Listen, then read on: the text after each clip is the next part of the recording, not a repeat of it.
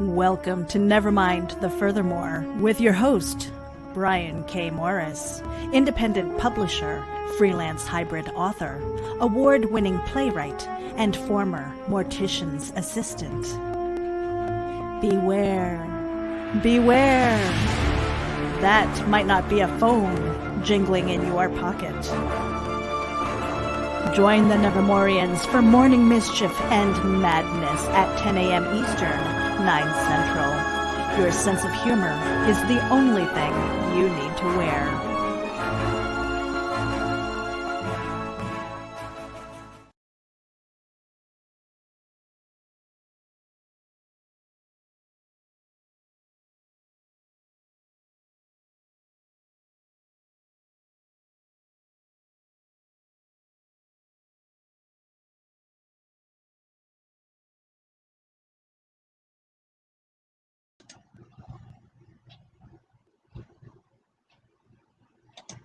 And how the heck is everyone? Good morning, everyone. Welcome to the Monday, June 15th, 2020 episode of Nevermind the Furthermore with me, Brian K. Morris.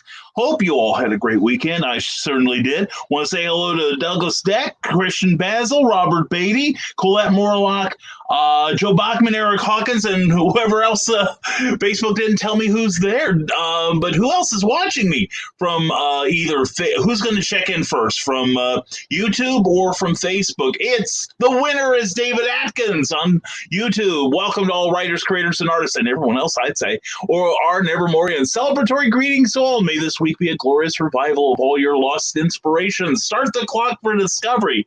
Hey, all right, that's what I like to see. And nevermore than nevermind. Hey, there's never any mind around here, I'll tell you that, Christian. Good morning to you, my friend. And Colette Morlock says, Monday morning. Wow, morning to you. Hey, did you catch any of the virtual Superman celebration this weekend? That's where I spent a goodly amount of my time and had a fun time. I hope everyone else had a chance to check it out. Check out the glories that are Metropolis. Well, that weren't because we weren't there. Anyway, Carlene, hello there. Mwah, good morning to you, Donna. Hope your morning's going well. And let's see Morris's Monday Monster. The Monday Monster is magnificent and ready to roar. And Adrian Johnson, good morning, Brian and friends. Good morning to you, Adrian. And Robert Beatty, good morning, fearless leader of the Nevermornings. Good morning to you, sir. And it's good to see you free of prison with a new suit and $25 in your pocket from having been in Facebook jail all this time. David Atkins, hello, Carly. Hope this weekend was eventful for you and everyone else. I had a great time, David. I hope you did too. I hope everyone did. Eric Hawkins, good morning. Good morning to you, Eric. How are you, my friend? John B. Pica, good morning, citizen. I hope you're doing well this morning, man. You know how we worry. Michael Burns, glad to see you here. Hope your morning went well. Your whole weekend went well. I want a whole month going well for you, young man. Joe Bachman, good morning, everyone. Good morning to you, Joe. Hope your morning's going well. And Douglas Deck, hello to you. Hello, good to see you. And Joe Bachman, another fine day of playing in traffic on I-84 in Lake County. Hope everyone's Monday is going well so far. Well, if you hadn't gotten hit by any oncoming traffic, I guess your morning's going pretty darn well. Colette Morlock, a bit had power outages here. Yeah, we had several people that were complaining about either low internet or power outages over the weekend. But today's another day, right, Colette? I hope you're having a great one so far. And Carlene says it was nice and quiet, and David and I loved it. David was nice and quiet. Good for him. Anyway, hello there, Sarah. Mwah! So glad to see you. I love it. Of you. And Charles F. Milhouse, good morning all. Good morning, Charles. I may have something for you this week. And I'm going to finish up reading your story. I'm writing a Captain Hawkland story for Charles, and he just finished writing a Doc Saga story for me. I'm about 2/3 the way through it. I'm loving it. I seriously am loving it. Holy cow, I'm an amateur compared to you. John B. Pica, I went to a live convention. What? They have those anymore? Holy cats. It was a secret impromptu convention near Chattanooga. They expected 30 to 50 people to show up, and over 150 showed up. Wow. I would love to know, how do you organize a convention like that? That's kind of wild. I know that the virtual Superman Con that has an interesting backstory. One of our friends was having basically major depression because, well, he's prone to depression anyway. But the thing was, he one of his reliefs is the Superman celebration every June in the Superman museum and everything in Metropolis, Illinois, real life Metropolis. I'm not kidding, folks. And it was denied him, and he was really having some episodes because of it. And so congrats to Kelly Guntner and her team for putting this extravaganza together in about a week. I was really amazed, and I got to see we had several noteworthy people in there, such as Jack Halloran, who played Non in the first two Christopher Reeve Superman films. Also, Jeffrey Breslauer, who has done. He's appeared in movies, TV. He's been in one of the Big Finish Doctor Who audios. He's a man of many accomplishments and such a good fellow, too. And what else? Elliot Magan, who I consider one of the best writers of Superman ever. He showed up, got to talk to him for a little while, plus other celebrities, and it was a really fun affair. Really enjoyed it. We even had like the after-hour parties that that some of the Super Friends are notorious for. Not just famous, but notorious. They've been thrown out of a hotel once because of it. But anyway, that was a fun weekend. And again, Kelly, you guys did great. And Dan Johnson, special kudos to Dan Johnson, who found out about it and leapt in with both feet and did a lot of great interviewing and leading discussions. Proud of everyone involved. So I told Kelly, you guys got to take a victory lap because you guys really deserved it. And Joe Bachman says, it's going well so far. No one has tried following me behind the barrels yet, but the day is still young. You keep your hopes up, young man. Your dreams could come true. Charles F. Millhouse, my internet was off all weekend. It was relaxing. Yeah, I spent most of the weekend away from Facebook. It is like... there must be a full moon out or something, but yeah, there's just this weekend was just too much hate, too much, politicking, too much my way or no way at all kind of things. And I have one friend that got swept up in that, and he posted something about basically your hate, and they went after him. People, what do you mean why are you denying our hate? You're a hater too. You must be a bigot because you hate, that sort of thing. And some people are going to be real sorry this morning because they may be looking at a visit from the lawyer. Anyway, so it was an interesting weekend for some, and I stayed away from it as much as possible. Sarah, my first work is published as of last night in conjunction with Dave Woodrum on Drive Through RPG. Yes, my 100 list of things to find in a house of horrors. I'm proud of you, Sarah. Everybody give a kudo to Sarah there. Well done, young lady. And speaking of well done, there is Amy Hale. Glad to see you here. Hope you're having a great morning so far. Hope everything's going well. And are we going to have a broadcast tonight on Amy Hale's Angels here on Facebook? Also, check out authoramyhale.com and Author Amy Hale, another page here on Facebook, because they're all awesome. And let's see what else we got. Who else have we got showing up here? And we got Mary DeMoss, glad to see you as always. Mwah. And Rochelle Lesser, mwah. And Matt Shore, always a pleasure.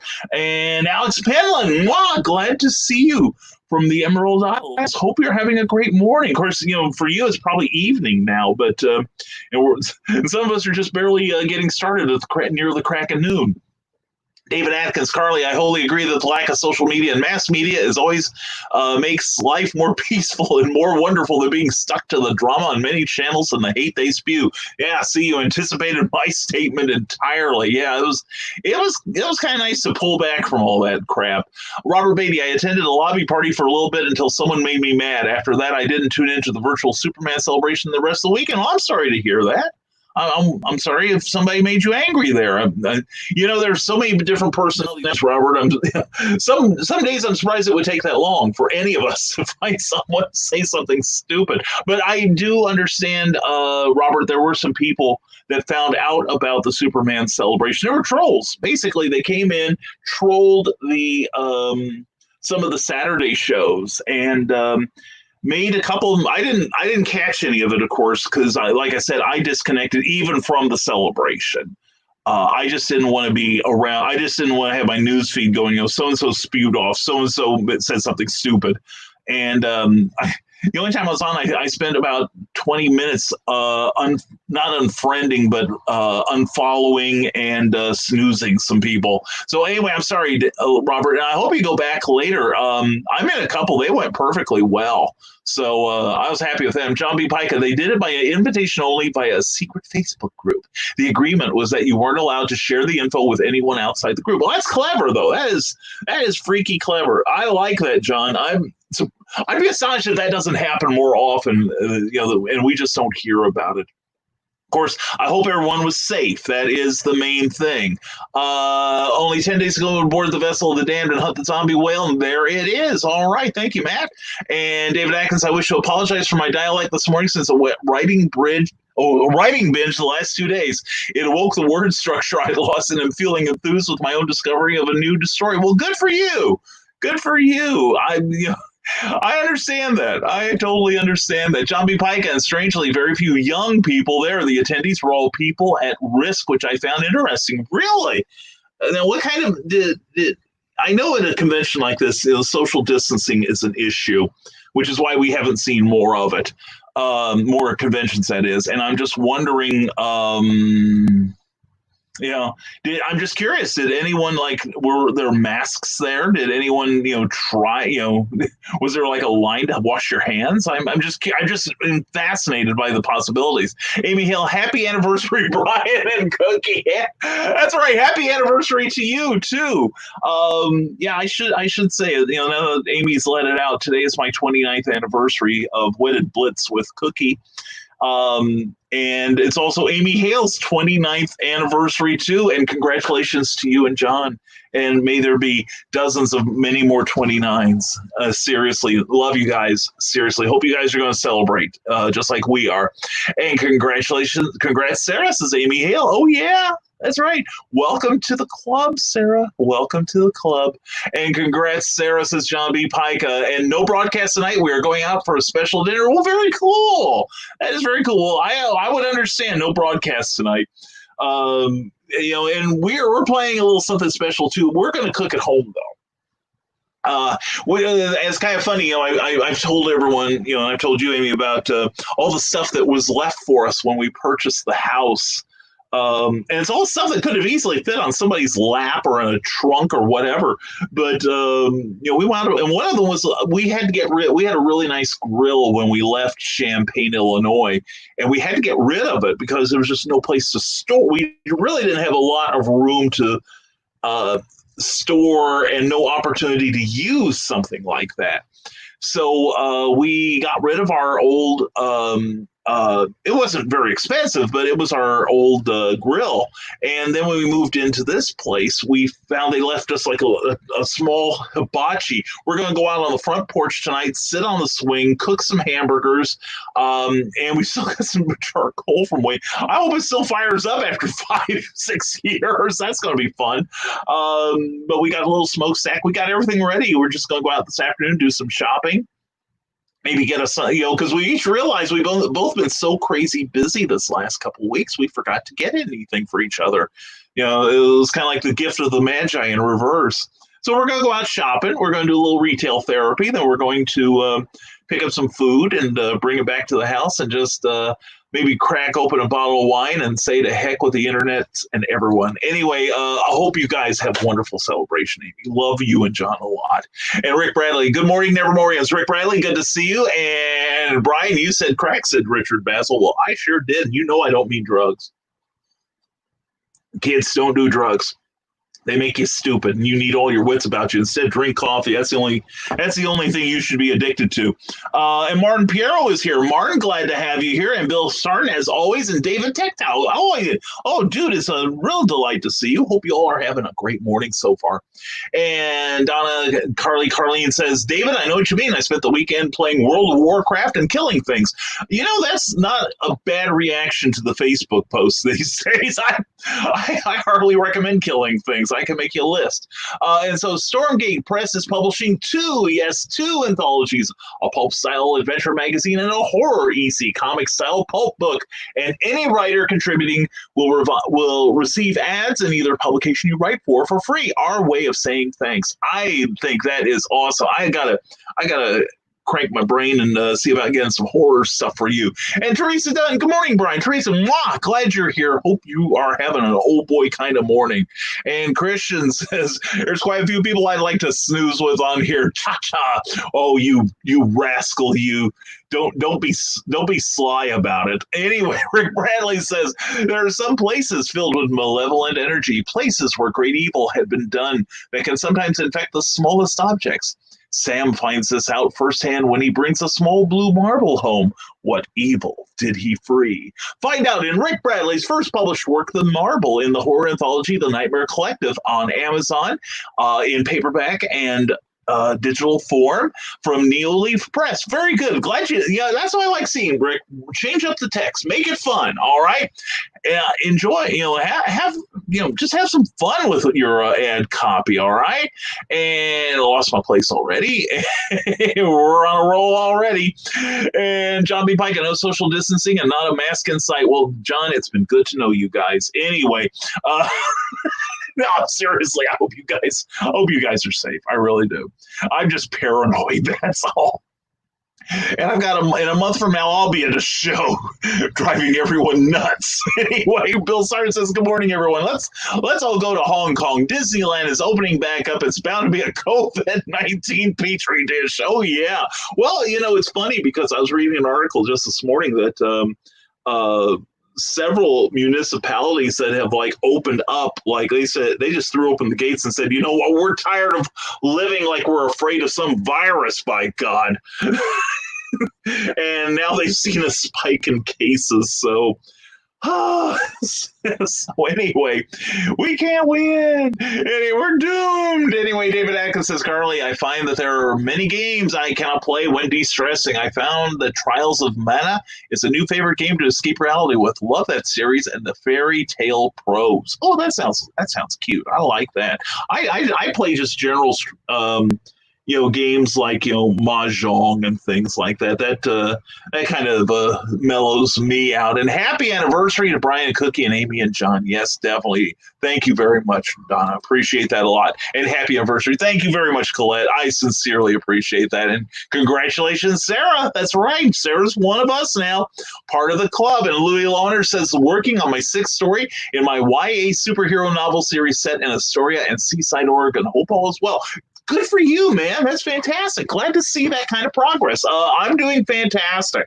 I'm having a terrific day so far. And I hope you do the same, Louis. And thanks, says Sarah. Yeah, it's you're in a very exclusive club now, Sarah. You're now on the road. And it's just the first. Eric Hawkins, our anniversary was a couple weeks ago. We finally got out to an actual restaurant to eat this weekend. Wow. Oh, and Eric, in case you think I forgot, no, right? Check that out. See, it's shiny. You know why? It's made of metal. It's made of metal. See, there's the metal, and there's what it's made of. And see, it's got the Zombieful World of Oz crew on there, and the Zombieful World of Oz logo. And see, this is part of the Kickstarter that Eric just wrapped up, and also an image on a little playing card sized piece of metal here. Isn't that gorgeous? Isn't that fantastic? That's nice. Yeah, and I'm gonna be ordering some stuff this week of a similar vein to take with me to shows, so that everyone will have reasons to purchase my books. Aside from the fact they're awesome, and Ted Davies and Russell Allen, speaking of awesome, good to see you, gentlemen. Hope your morning's going well. And also awesome is Amy. Awesome Amy Hussman McKinley. Mwah, Amy. Hope you're doing well this morning. Love you, hon.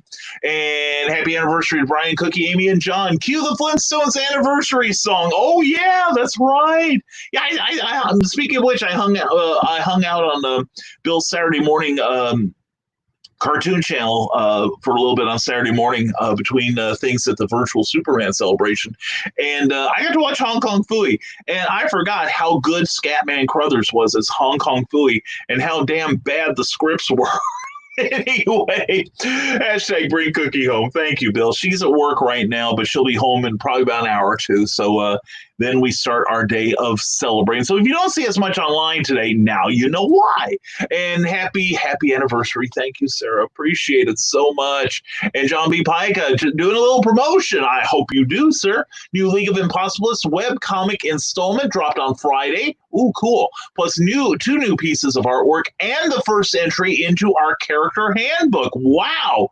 You've been cranking the spreaders there. Very good, young man. I am very proud of you. That's good to see your progress, sir. And Rick Bradley says, happy anniversary, Brian and Cookie. How has she put up with you this long? I have no freaking idea. I really don't. It's nothing I've done. And I'm sure all of you are going, yep. Seriously, her patience is, if she was show stigmata, she'd be a candidate for sainthood. They'd probably push like Mother Teresa and make room for Cookie. And that's the thing. I've mentioned it frequently, Rick, but our friends, and knowing my friends, I don't doubt they did it. I've never questioned whether they did or not. But they said that they had, some of them told me separately that they had a betting pool going to see how long the two of us would stay married, because we're both pretty, we're individuals, we both don't mind our own company. And we had each broken up with someone very badly, and we each had basically let it be known that we were not looking to get married ever, and then the two of us start dating, and within about 2 months after we started dating, we announced our engagement, after we planned to have like a 3-year timetable for this event. Shows what good planning can do. You plan so good, you can celebrate early. And we let it known that we were not the Marion type, and so there we went. And so what people were doing was they figured that we would only last about 6 months. After that, the bets were off, and that chances are Cookie would be in some women's prison in Illinois for having murdered me after I said something stupid. Well, I've said plenty of stupid stuff, and I'm still here to tell the tale. And speaking of telling the tale, Ted Davies says a lot of tales worth telling. Ted, good to see you, brother. Hope your morning and your weekend went well. And author Michaela Jade, mwah, hello, friend, she says. And I say hello, my friend. How are you doing? Buy Amy Hale's books. It's her anniversary. And buy Michaela Jade's books, too, because she's awesome and amazing. Robert Beatty said, my thing was someone asked what people's thoughts on whether fallback to Metropolis is going to happen. I just said I wouldn't bank on it with J.B. Pritzker's rules. And someone started yelling at me and waving their hands around, told me I need to leave politics out of it. Well, don't ask if you don't want people's opinion, and it wasn't political. No, I'd agree with you, man. Seriously. And the thing was, I was kind of on the inside circle, Robert, as, somebody who I guess I was pulled in, voluntold, because I tend to get things done. And I didn't mind it. I was glad to help. And plus I was helping a little with the broadcast aspects of it, trying to help smooth that through. And I was coaching a couple people on how to do interviews. Well, we had been told very early, don't go political. And of course I did, because I wouldn't shut up, because I supported Lex Luthor for president.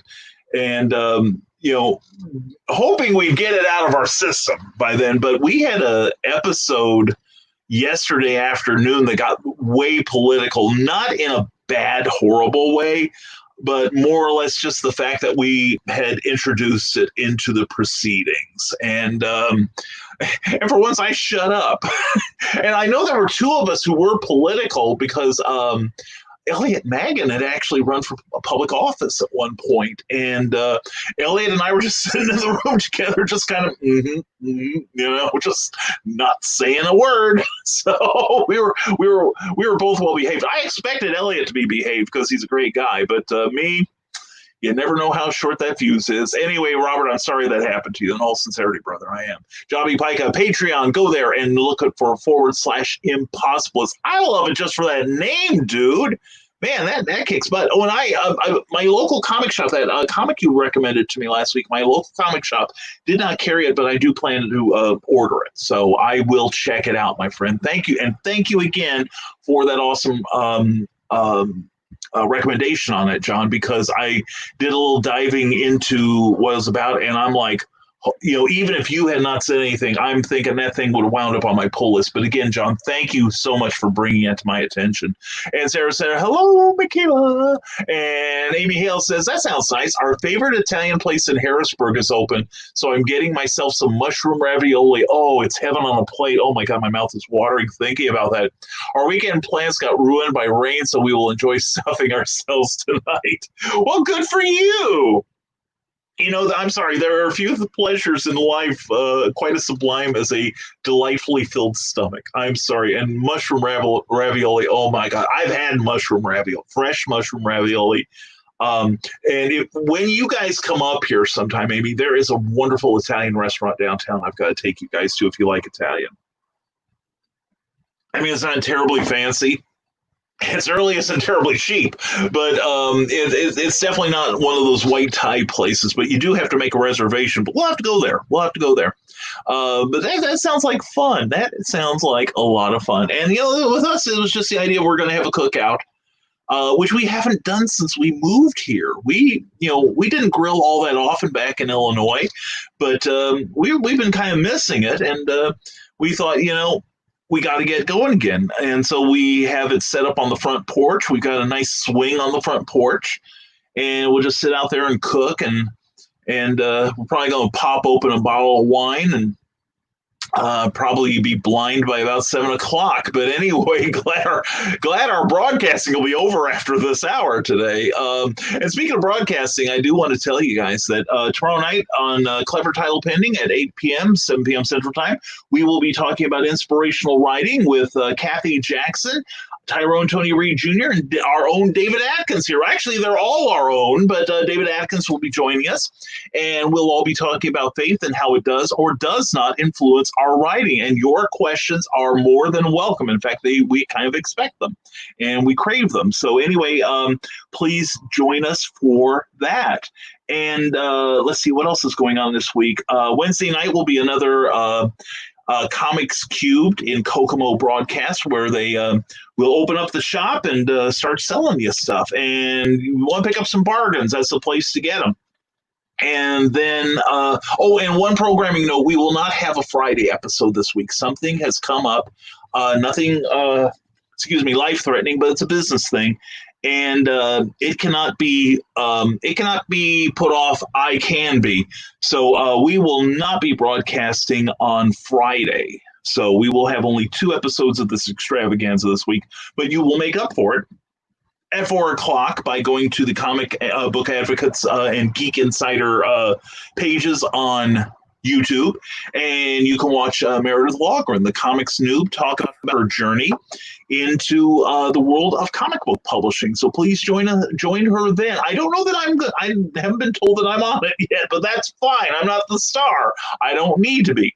So anyway, Robert Beatty says, happy anniversary, Brian and Cookie. # bring Cookie home. # keep Cookie home. Thank you, Robert. I do appreciate that. Thank you so much. And so far, so good. Louis, you just keep up that good attitude, young man. It will carry you far in this life. And Sarah, it's cathartic to RPG and kill things. Yes, it is.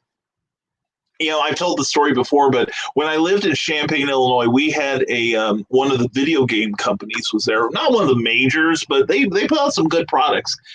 And Volition, that was the name of the video company. And I was a playtester for them for their video games for a little while.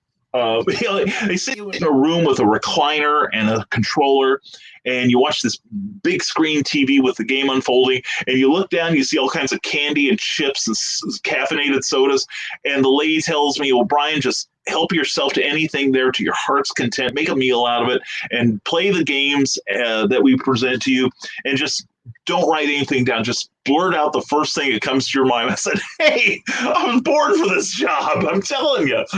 I do anyway. But we were testing this one game that took place on Mars. And, of course, I'm one of the colonists that we're trying to start up a revolt against our earthly slave masters. And so I'm going around picking up weaponry and driving around and checking out what I've got to, in the guards and everything. And every time I grab something, the guards try to make a grab for me, and I wind up killing them all. And so at the end of the round, they were asking us what weapons we picked up, and I said, "Well, I got the atomic repeater rifle. I got the big nuclear club. I got the sniper rifle and the handgun and the ATV." And the lady looked at me and said, "No, an ATV is a vehicle. We haven't gotten to vehicles yet." I said, she goes, "It's not a weapon." I said, "It is when I'm behind the wheel. Why do you think there aren't any guards on that side of the building now?" And she just looked at me like, and I said, "Yeah, did you know they crunch when you run over them?" And that was my last session there. I guess I guess I put them off with that remark. David Atkins, discovered during an insurrection and rescued by a Marine. The lady grew up with no name, no past, and her adopted father is now killed, and she is driven to find the truth of his death and her past. That sounds good. That is David's new work. Please check it out and follow his progress on this, right? And David, do you still have your website? Please put some information up on that. And Russell Allen, good morning, everyone. Good morning to you, Russell. Hope you're having a splendid morning so far. Teresa Dunn is having a splendid morning because she gets to talk about Poetry Expressions, her very first book of poetry. Please check it out. You will be glad you did. I am glad because I edited it.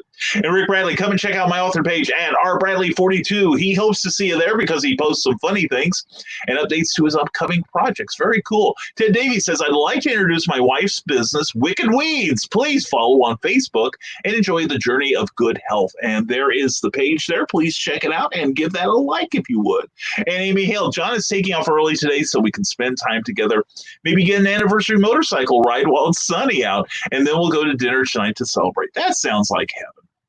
I was like, we're going to go out driving around and, just kind of cathartic, do a little retail therapy and just have some fun. So Amy, oh God, I'm so happy for you guys. I really am. And that's the one thing I can only remember Amy's anniversary because it falls on the very same day as mine and Cookies, and plus the fact is she's also celebrating her 29th too.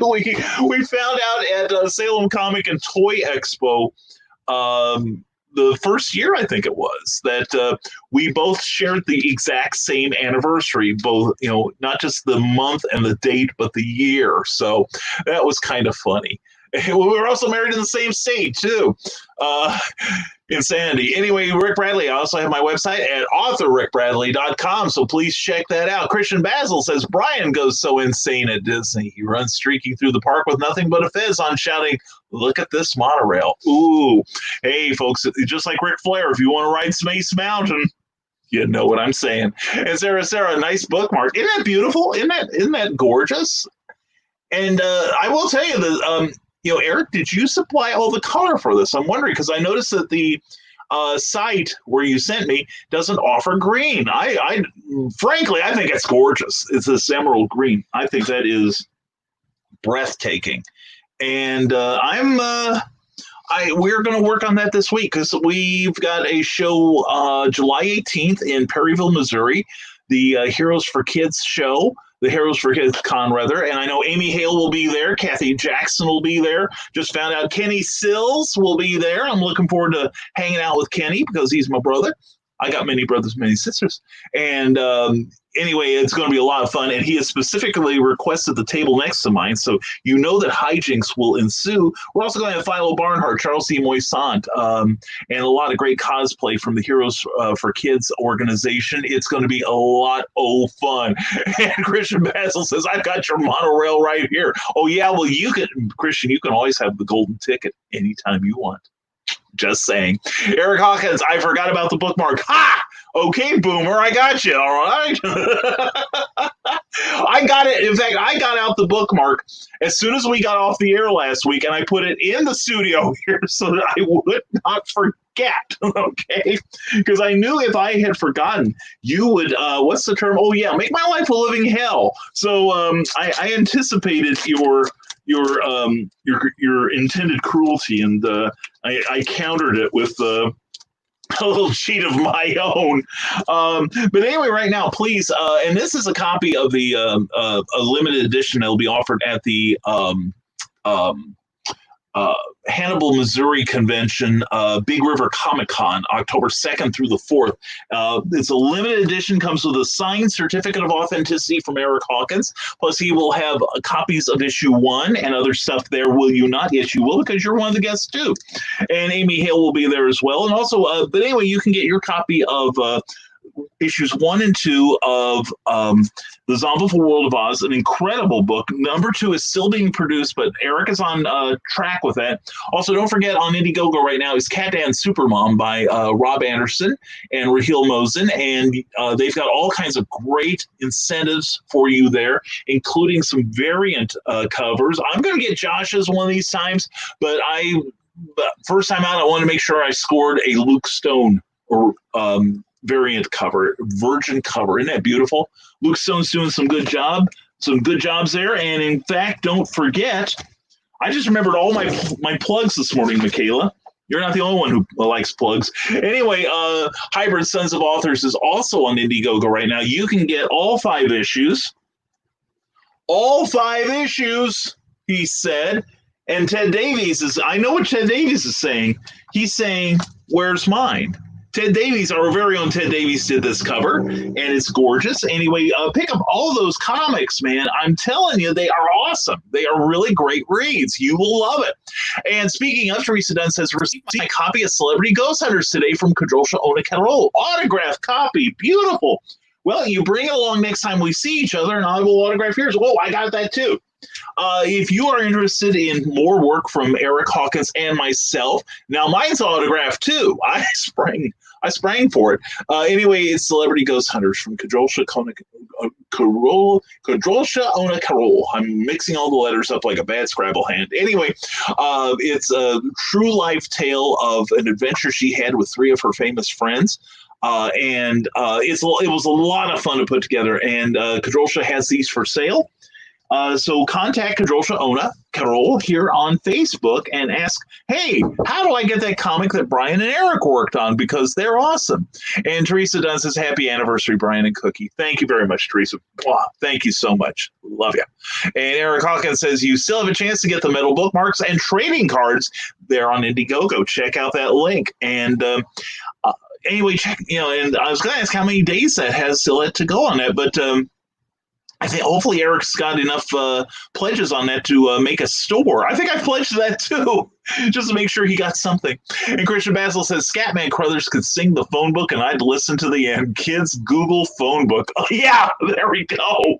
Hey, Google Scatman Crothers. I have to admit, I am the only person who hates the original Shining movie more than I do is probably Stephen King.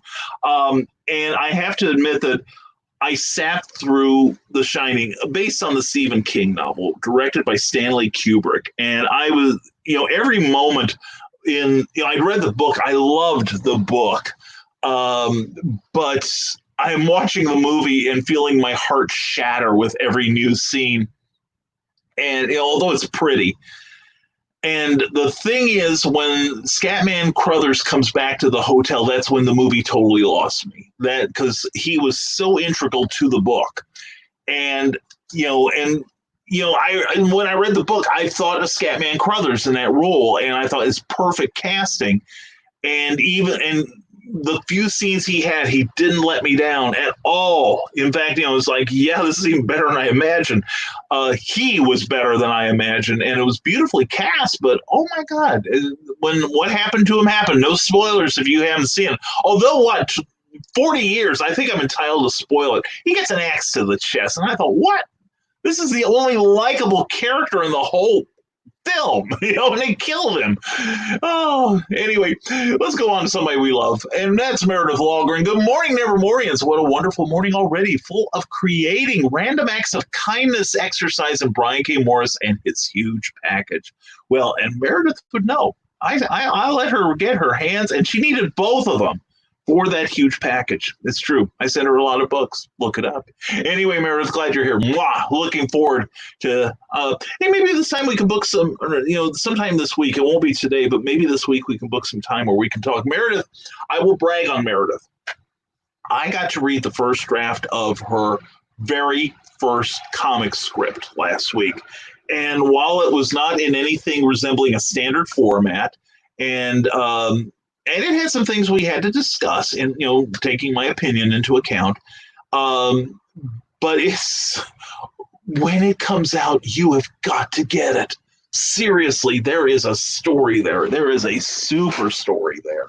I really enjoyed it, and Meredith is going to be a star. She really is. And plus, later this week, there might be something Meredith and I are working on, along with some other people, Luke Stone, and such that Rob Anderson, and we might be having some pleasant surprises for you. In fact, I started working on my share of it this morning as I'm finishing up the story for Charles F. Millhouse, and I'm only about 1,400 words over. Charles, I cut a lot. Anyway, Sarah's already coming up with another 100 lists, but details to come later. Oh, I love this, Sarah. That's fantastic. And Christian Basil, happy anniversary to anyone who has an anniversary, because I can't keep up. There's only 2 couples here, Christian. It's not. It's not difficult. I almost said it's not hard, but then I'd have to take a drink. And I'm not confessing anything. Anyway, David Atkins says, Brian, what? Do you want to promote the meetup you are doing tomorrow? And would you like to say something about what all might be talked about or brought up? Well, I'm going to promote the thing, David. It's what I do. Yes, we're going to talk about faith, inspirational writing. For instance, I've read a little bit of David's work, and but I know David is a man of faith, and I think that's something to explore. Because he's writing supernatural stuff, right? And with some people, depictions of the supernatural and faith don't jibe.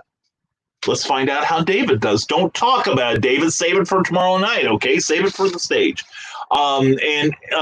Kathy Jackson and Tyrone Tonery Jr. are 2 of the most devout people I know.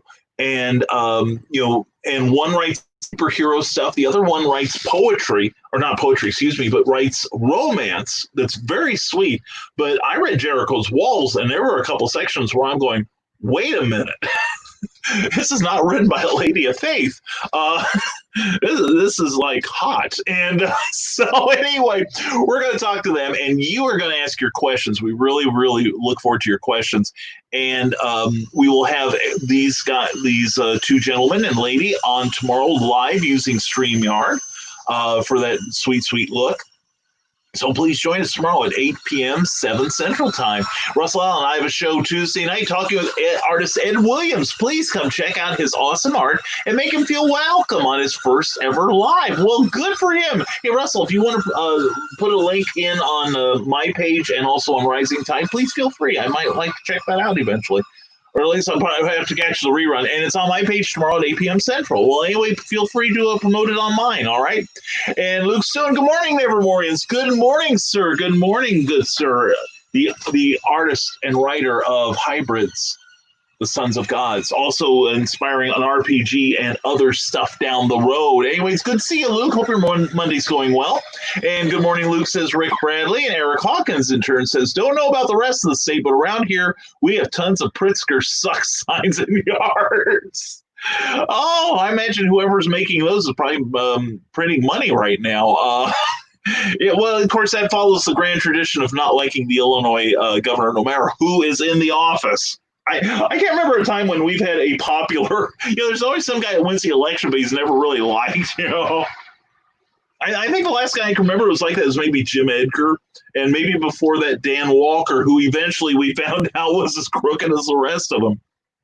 Can't win in Illinois. That's why I'm in Indiana. Joe Bachman says, I've never had mushroom ravioli, but you definitely have my interest and attention with that. Yeah, if you like fresh mushrooms, that is the way to go. And that's the thing, I found that I can tell when something's fresh and something came out of the box. It just has a different mouthfeel. And one of the things I want to learn to do well before I pass on is I like to learn how to, or I've done it a few times. I'm not really good at it. I should practice more. Make my own pasta. I mean, I love the taste of fresh pasta. You can tell it's fresh. So, seriously. So, Yeah, I've had mushroom ravioli before, and ooh la la, yum. Anyway, going back, shot past a whole bunch of people, and yes, we're a little behind. We'll see if we can catch up. Amy Hale, Feisty Hero Heroines releases tomorrow, and Amazon flagged us as a #1 hot new release. Excellent. Pre-order if you haven't done that yet. All proceeds go to charity and help us reach our goals. You can first step is pre-order at bookstoread.com at that link, and then claim your book bundle at subscribepage.com. I think I've yet to get my claim my prize. I better do that. And Carl Wisman, sorry to be late. Carl, you're worth waiting on, brother. Hope your morning is going well. Robert Beatty, well, at least I finally got to go sit down and have dinner in a restaurant this weekend. Might have had to run to the border, but still nice. Well, that's the nice thing about those places along the Illinois-Indiana border. You know, it's like each side just kind of, takes the cue from the other one in a lot of areas. Because I think there were areas, I think Danville was lightening up in some areas, Danville, Illinois, before the rest of Illinois was. And as of this weekend, we are currently on phase 4, which means that our restaurants have 75% occupancy. Even bars are allowed to open now as long as social distancing is observed and masks are still encouraged. What else? We still can't have large gatherings of more than 250 people. So no Gen Con, no nothing like that right now.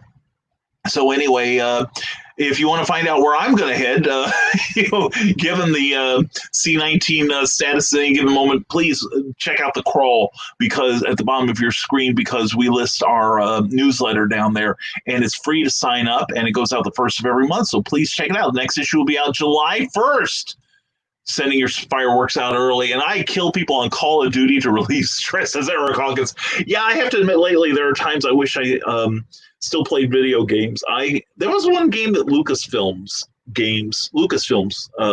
games put out, and it was called Mercenaries. Didn't care for the second one at all. It went way Miami Vice, but the first one was basically militarized zones. You were part of the American Army camp, and you had like helicopters and sniper guns and all kinds of cool things.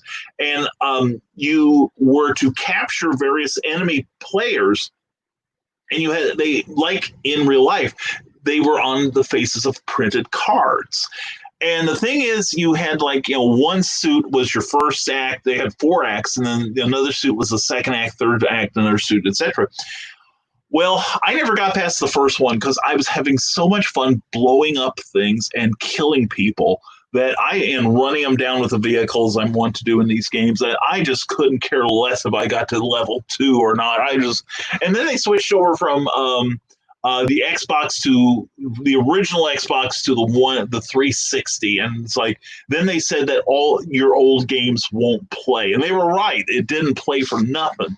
And Cookie and I got a little disgusted with that, and we did buy a few new games, and then I kind of dropped out. Then because I was really getting my writing going then she dropped out because they were announcing the Zero, I think it was the Xbox Zero or whatever they called it, and she didn't like the idea that it would be like Alexa, and we don't know what it was giving us, and we didn't know when it would be watching us or not. We value our privacy. David Atkins, what comic or book do you know that you could see could be targeted next due to the lack of emotional restraint and common sense? Truth be told, I worry about censoring now and people's hate in general. Right now, David, that book is going to have to come from the independents because right now the big leagues are in a state of flux. Distribution is kind of wacky. DC is slowly making titles come out to catch up to where they were before. But I'm hearing, and I haven't found any verification online for it, but the DC editors maybe all still be working from their houses right now. And AT&T, who owns Warner's, who in turn owns DC Comics, word has it that DC better start selling real good, real fast, or else we may not see original material from them for a while. Or if we do, it might be just graphic novels, which would suit me just fine. I'd be just great. But yeah, comics are in a state of flux. Marvel is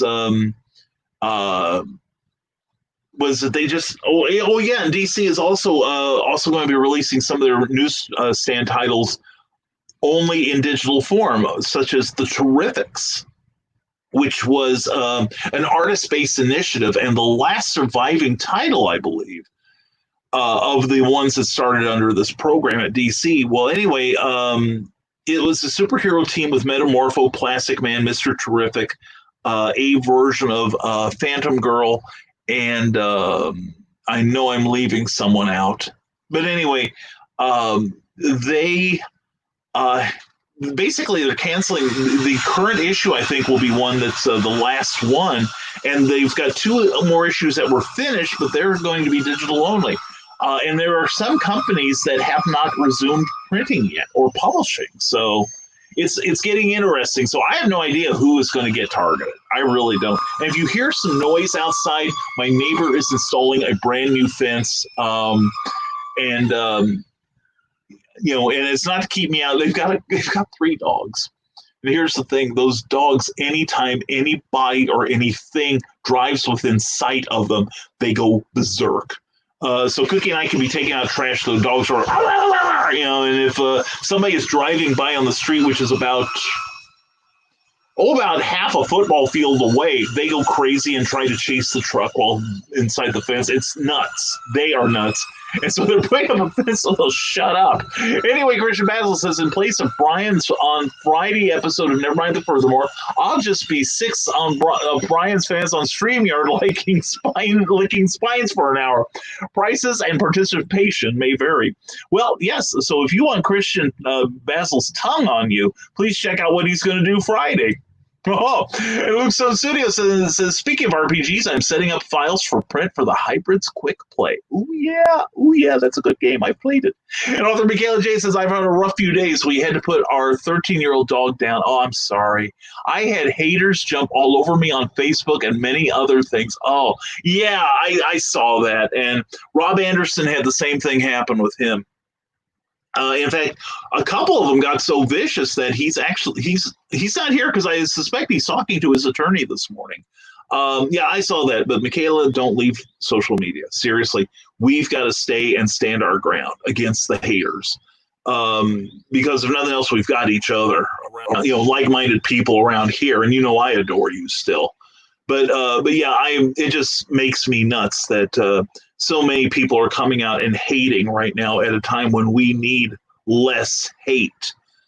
We've got other problems to sort out, and I'm getting a little tired of people judging other people because they don't hate the same people you do, or maybe you don't have any hate at all and they can't understand that.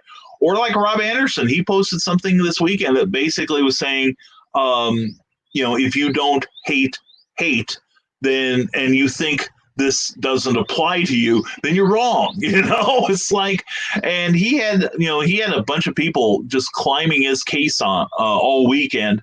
And there were people that just spent all day saying, "Oh yeah, well, Robert Anderson's a racist because he's saying we shouldn't hate certain people." And it's like, no, you're just proving Rob's point. And anyway, it's ugly here on Facebook, and that's why I'm cutting way back on my participation.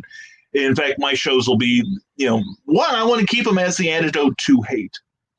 So anyway, I know one thing you're not going to hate, and that's Wednesday night. I forgot to tell you, I'll be on JD Calderon's show this coming Wednesday at 9:30 p.m. We'll have links and everything on my page later in the week. And happy anniversary, Ted. Thank you so much, brother. I appreciate that. And good morning to Phil Thompson. Hope you're doing well. Ted Davies, Brian, I received Skyman and I'm reading. Good reviews to come. Yes, I'm glad. I'm so happy. I'm always glad when my books actually make it someplace. I've had a couple of times during the last couple of years where it's two of my books have not gotten to their destination. And it makes me sad. So who knows? But anyway, glad you're here. I'm glad that Jasper Lister, and sir, it's a good pleasure to see you. And it's a delight as always, Best Sturgis. Hope you are having a great Monday morning, my friends. And Tyrone Tony Reed Jr., looking forward to seeing you tomorrow night on Clever Title Pending, 8 p.m., 7 p.m. Central Time. And let's see who else have we got here. Luke Stone Studios, just a few copies left of Hybrid. Swing by Indiegogo and pick one up. And Rob Anderson, we love you. Those look super cool. Are they not? I'm fond of this book, but I tell you, this one here, and it takes two hands to lift this thing. To lift Rob Anderson's package here takes two hands because I've got two comics, and that doesn't even count the magnets and the stickers. And every time I turn around, I see another sticker. How many did you send me anyway? I'm glad, but anyway, Kenda and Supermom, super book, and Rob's already working on the sequel, and he's got big plans for this one, so definitely check that out. In fact, maybe in a couple of days we'll be getting some news. Who knows? David Atkins, if Gone in the Wind with the Wind is out, is it being banned from libraries? My mind starts imagining all of Mark Twain's books being targeted next. After the censoring of movies, how long before books are targeted? Books have been targeted for decades. I mean, we've had book burnings in this country, people disagreeing with what's inside. Good, and then you got a right to fear them because ideas are dangerous. They're powerful sometimes. But yeah, it's like Mark Twain has been a source of scorn for some demographics almost all my life. I mean, I read those stories when I was very, very young. I think I was still in grade school when I started reading those and loving them. But I recognize also they were snapshots from a different time, that some of the attitudes that they held were unpopular even in my childhood. Of course, I grew up during the civil rights struggles. But, it's like I recognize that a lot of the attitudes in these books were wrong. And we were taught that those attitudes were wrong. And I was in East Central Illinois in a tiny little, school. We had 6 rooms. We had 6 grades. That'll tell you. Plus a teacher's lounge, cafeteria, 2 restrooms, and that's about it. So, and that school today is a Dollar General. That'll give you a clue as to the value of education in Georgetown, Illinois. But no, it's like Gone with the Wind has been a target many times. There are many books that have been like on banned lists, and there's a number of us authors that wouldn't mind getting on that banned list. It's almost like a mark of honor. So yeah, I don't doubt that we'll be seeing some backlash against the book Gone with the Wind as well. But the thing is also, of course, I'm not of the right demographics, plural. I can't say that, I've read the book, I've seen the movie a few times, and it's like, I can't say that it was glorified. It's one thing to have it. And it was never presented, I think, as anything desirable. It was just simply a portrait of a different time. But it's not my rights being trampled. So, I don't know that I have much right to say anything about it. Actually, I have a right to speak about it, but I don't know I have much of a horse in the race. Eric Hawkins, the file I sent to Ready Comics had a green overlay to the art. Okay, I wondered, which created a nice emerald-looking touch. The comic-size metal print of the cover art will be in full color. Ooh, that's going to be so sweet. I'm looking forward to seeing that, Eric. And Carl Wisman says, good morning. Sorry I was running late. Glad to have you here nonetheless. You're worth staying up late for. And Bill Sarton says, if you've been on my artwork page over the weekend, you saw my black and white sketches that can be printed out to use as coloring pages for the kiddos. I had a Saturday morning cartoon marathon last night. If you were serenaded with my 70s soft rock classics, and this morning you got to wake up with a classic episode of Captain Kangaroo, plus more sketches, fun, and frivolity to come when you join the far out and groovy people by clicking on the Sarton Art 76, the artwork of Bill Sarton, where everything old is new again. There we go. All right, check that page out. It is lots and lots of fun, no matter what age you are. And here we go. And Eric Hawkins, 27 days left on Indiegogo. I'll probably have the comics by the time it ends. I am finishing the last page today, then to ink and color Brian's 4-page story. Oh, yeah. That's right. I'm going to be in issue number 2. I'm excited by that. I really am, Eric. Thank you for letting me. Eric Hawkins, if you want to be a zombie in the Zombieful World of Oz number 2, this is the last chance. I am going to hide that percolator today, then draw the last person in. So you've got the clock is ticking, people. This is your note. This is your final notice. If you want to be a zombie inside that book, please contact Eric Hawkins via Indiegogo. Make the appropriate pledge, and you could be a zombie immortalized forever in the Zombieful World of Oz number 2. That's exciting. Carl Wisman, waiting for my feisty heroines to show up. Oh, the books too. Did you order this? Did you order the redheaded cheerleader special? I was just wondering, Carl. And Tyrone Tony Reed Jr. says, "Good morning, everyone. Have a great and productive day." And there's that site, TyroneTonyReedJr.com. Check it out and check out the work of Tyrone Tony Reed Jr. Looking forward to talking to you tomorrow night, brother. It's going to be a lot of fun. Carl Witzman, Illinois had the sharpest decrease in new Sharona cases. So yay! Coolness. I was reading that Iowa had a sharp uptick, and so did like 6 other states over the weekend. And it's like, but the thing is, I've been keeping an eye on the deaths here in Indiana. We've got, most states have like a coronavirus dashboard, and we are. I am following the one here in Indiana, and I noticed ours, was kind of like this, and then now, this started, and now it's almost like in a power dive. I'm really glad to see.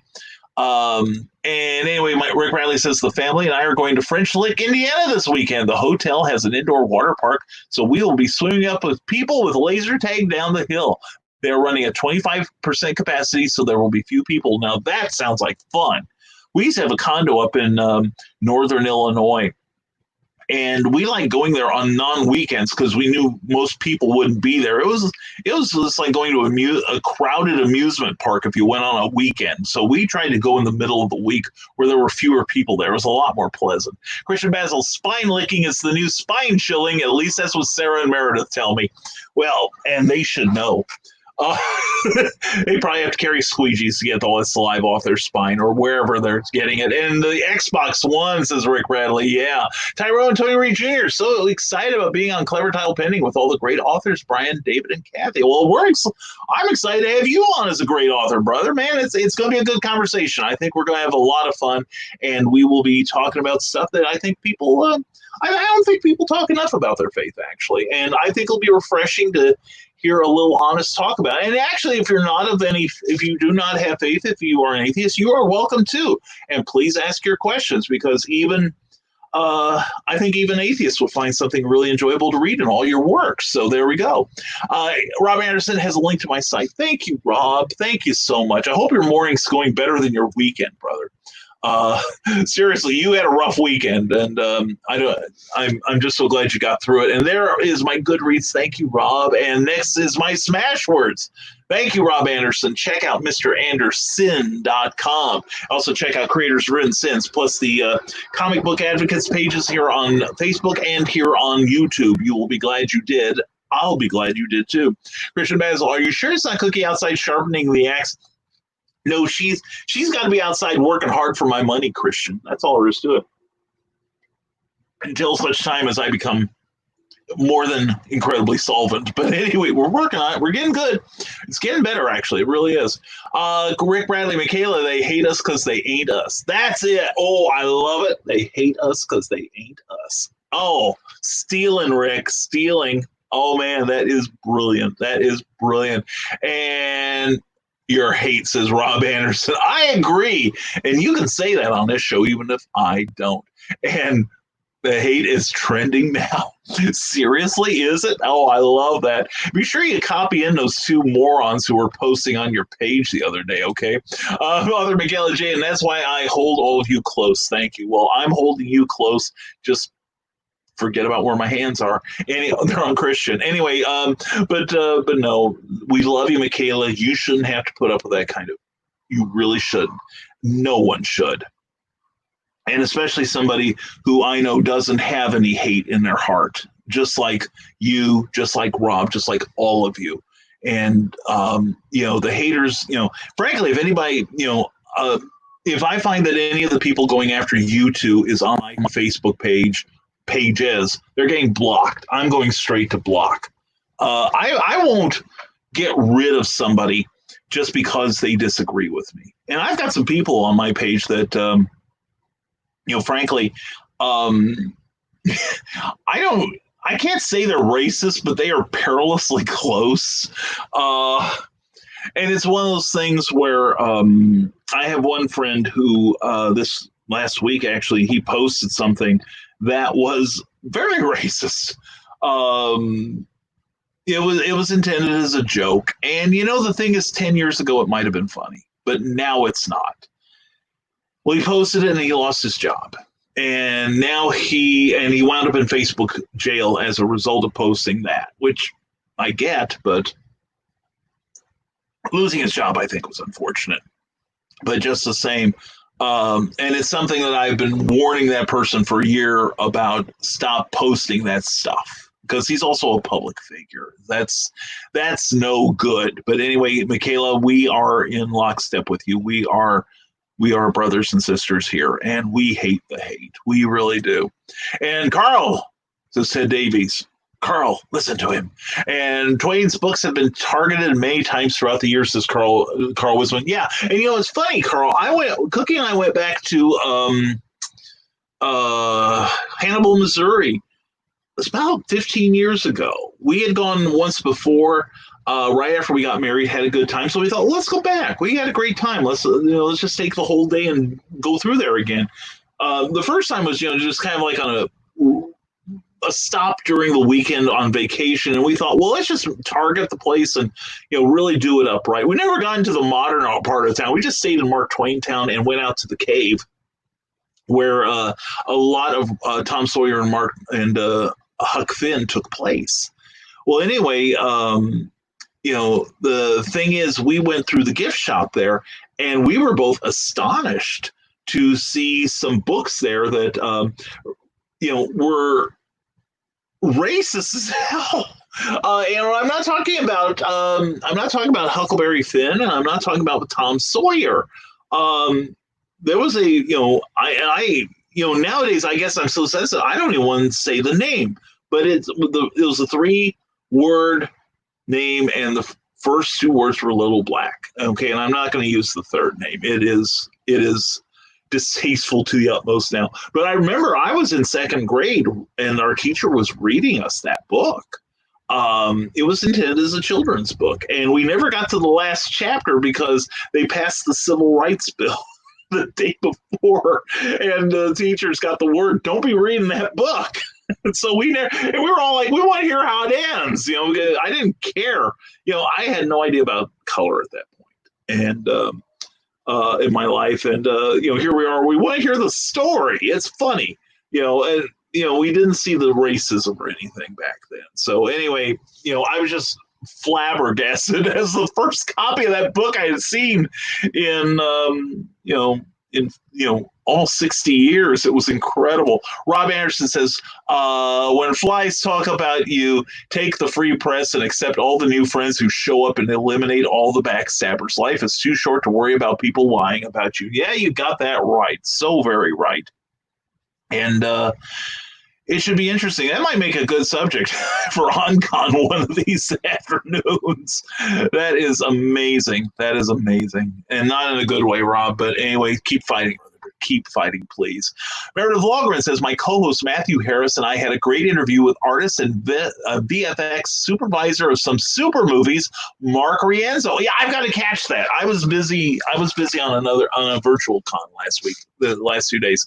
He's launching a Kickstarter for his new card game, Bad Guy Nonsense, tomorrow. Links in my article at geekinsider.com, and check out that link. Check out Geek Insider. That is a super site, and it leads to Meredith's Morning Nosh, as well as back episodes of recent back episodes of Nevermind the Furthermore, and Clever Title Pending. You will enjoy that page. It's a hoot. It's a beautiful page. It really is.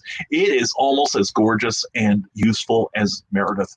Anyway, Sarah, the other day I was hated for being white. I have a lot of Cherokee in me, and the person who was on to me about racism, which I'm not a racist, I'll verify that, doesn't realize my ancestors were killed, etc. Yeah, I mean, seriously, it's like I've got I don't know what tribe it is, but I've got a wee bit of Indian in me as well.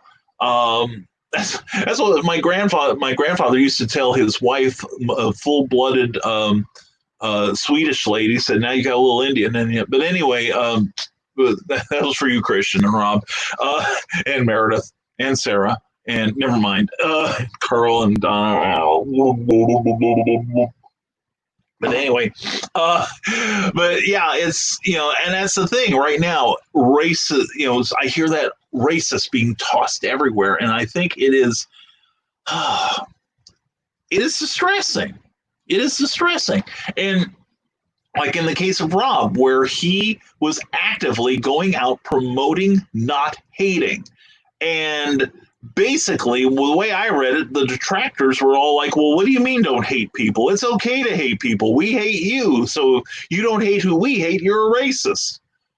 Yeah. And I have to say, there was one moment during the virtual con where we had somebody who was transgender. And, I was very sympathetic. That is one of my hot buttons these days. And, he made a statement about, I know that some people here didn't vote for the people I did. And I'm like, how the hell do you know? It's like, unless he did know some people there and they might have told him. But I'm thinking, you better not be talking about me. No, only Cookie and God know who I voted for. Well, mostly you, because I've been very open about it. Not one of the big two, let's put it that way. So, and in fact, this coming November, chances are I'm going to vote against every incumbent because I think we need a clean sweep. I really do. But anyway, yeah, that's crazy, Sarah. Sarah, I'm sorry you encountered that. I hope you gave them love right back. Like as in you're number one, right? Anyway, David Atkins. So Twain's books being filmed multiple times. I can only imagine the type of hate people who like his books and films would be treated, even when there are many other books much more dangerous. I agree. Dude, there are far worse books out there for indoctrination to, horrible ideas. And I say that because right now we are having someone who's going around passing out flyers to join the Ku Klux Klan. They were up at, as you know, we're in Tippecanoe County, as in Tippecanoe and Tyler too, as in like major battles in the leading up to the War of 1812. And there's somebody going around, handing out KKK flyers. The thing is, the authorities know exactly who it is, and I am told he is under observation for chicanery. So, for all the good it does him. But, but that was one thing, though, during our virtual convention, we were talking about a radio rebroadcast, or not rebroadcast, but recreation, that several of us participate in every year. And we got to talking about a graphic novel that's out right now called Superman Battles the Klan. And it is a comic graphic novel based on a sequence in the Superman radio show from 1946. At that time, the Ku Klux Klan had 50,000 members in it in America. Well, somebody had infiltrated the organization and was sending the producers of the Superman radio show basically insider language, their code to each other. And the script writers incorporated it into the script. And Superman actively battled the Ku Klux Klan. And after that happened, to show you the power of radio and the power of Superman in radio, membership in the Klan just dropped dramatically. As it is now, word has it there's around 5,000 members in the U.S. That's 5,000 too many. But there are still idiots out there, and we've got to remember we are seeing idiots on all sides. Just remember, this is an idiot-free zone. The only idiot you have to worry about is me. All right. Tyrone Tony Reed Jr. says Gone with the Wind is back on HBO Max, just with historical context about the movie in the beginning. And you know what? Honestly, I don't think that's a problem. In fact, I welcome that. Because and that's the one thing. And again, I am not affected by it. Okay, I will go so far as to say that. And this is just my opinion and no one else's. But I like to see more films with questionable content kept around, but with context. Now, there are some people who, believe it or not, are going around saying, well, context is racist. Context is sexist. Context is whateverist. because it simply talks about it. But I see the, providing context is this is why it's wrong. This is why you shouldn't be thinking this way. This is why if you believe any of this bull, that you need a checkup from the neck up. I think it could be a positive tool for change. If put on something like Birth of a Nation, put on something like oh God, I can't remember that big Nazi movie, but give context, show us why it's wrong. All right. And that's what we raise the kids on, because information is what is, and being right is what it's about. And speaking of being right, there's Chuck Pinot, who's always right. Good to see you, brother. What if someone made an overly PC version of Tom Sawyer to poke fun? Oh my God. It would probably be about 3 minutes long for one thing. Oh my God. Well, that's not a horrible idea, Chuck. What if they made one and reversed the race roles in it? That might be, what if Tom and Huck were African American, for instance? That might.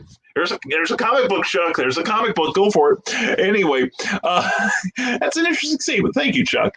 And Meredith Longren says, I limit my social media and television watching to positive things. It's not head in the sand. It's self-preservation. It's too hard to fight depression otherwise. Yeah, I have to admit, I will make a confession. My writing output has been tremendously bad the last 3 months, and a lot of it is depression because of reading the comments online. We had, even leading up to the George Floyd murder, it's like, up before then we had people debating about the COVID, and it's like, you have scientists telling you it's a bad thing. Why are you not wearing a mask? Why are you not keeping at least 6 feet away from me? Why aren't you worried about killing other people? And it's a hot button with me because I studied the, about a year or two ago, I studied the 1918 pandemic, the measles pandemic, and we had no clue back then what to do. We didn't even have vaccines back then. It was because of that we got vaccines. Do your history. And, it's just like, it's the old thing about, if you do not know history, then you are doomed to repeat it. And there's a whole bunch of people out there who think their desire to drink beer in public or to watch sports live is more important than your grandmother, than your wife, than your husband, than your children. And that is such selfishness. It makes me ill. It really does. End of rant. End of sermon. David Atkins, I see a ton of controversy episodes are now being posted to YouTube, and all are the same, from Happy Days to All in the Family, and even Three's Company. Many never talk to their grandparents. Yeah, exactly. In fact, I was reading an article that Faulty Towers, there was one episode where Basil gets slugged in the head or something, and he has some guests from Germany in the hotel in the Faulty Towers, and he winds up making some very rude remarks that even back in the 70s were like, did he just do that? And the BBC took it off of their iPlayer, and John Cleese, the creator and co-creator and the star of that series, basically got on social media and said, pull your heads out of the sand and out of your butts, BBC. Surely you can tell that we weren't for the Nazis. We were making fun of them. And I read just this morning that the BBC has just reinstated that episode. And good on you, John Cleese. Because there's such a thing as going too far in the other direction. My favorite character would be Indigenous Peoples Show. Chuck Pinot.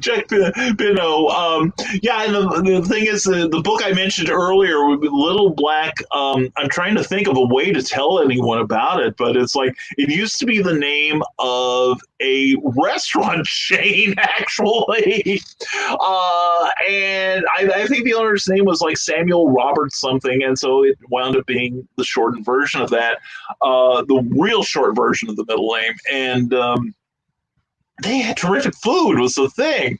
Where I wound up moving in Champaign was like 3 blocks from where it used to be. But it was the first place I ever had hot dogs boiled in beer, and the food there was amazing. And it went under, unfortunately, in the I think early '70s or so. But anyway, it was even back then though. I was like, how do you get away with this name? Why isn't somebody burned it to the ground? Well, Christian Basil, we're supposed to be educating history, not rewriting it. There was this guy who tried to do that long ago. Didn't work for him either. Yeah. Teach the history, teach all the history so we aren't doomed to repeat as it's happening now. Exactly. Exactly. And warts and all, you know, a lot of us admittedly grew up with a picture of America that was, you know, a little bit sugar coated, you know, and it wasn't until we start pulling our heads out of the sand that, you know, we realized that not everybody was here of their own free will.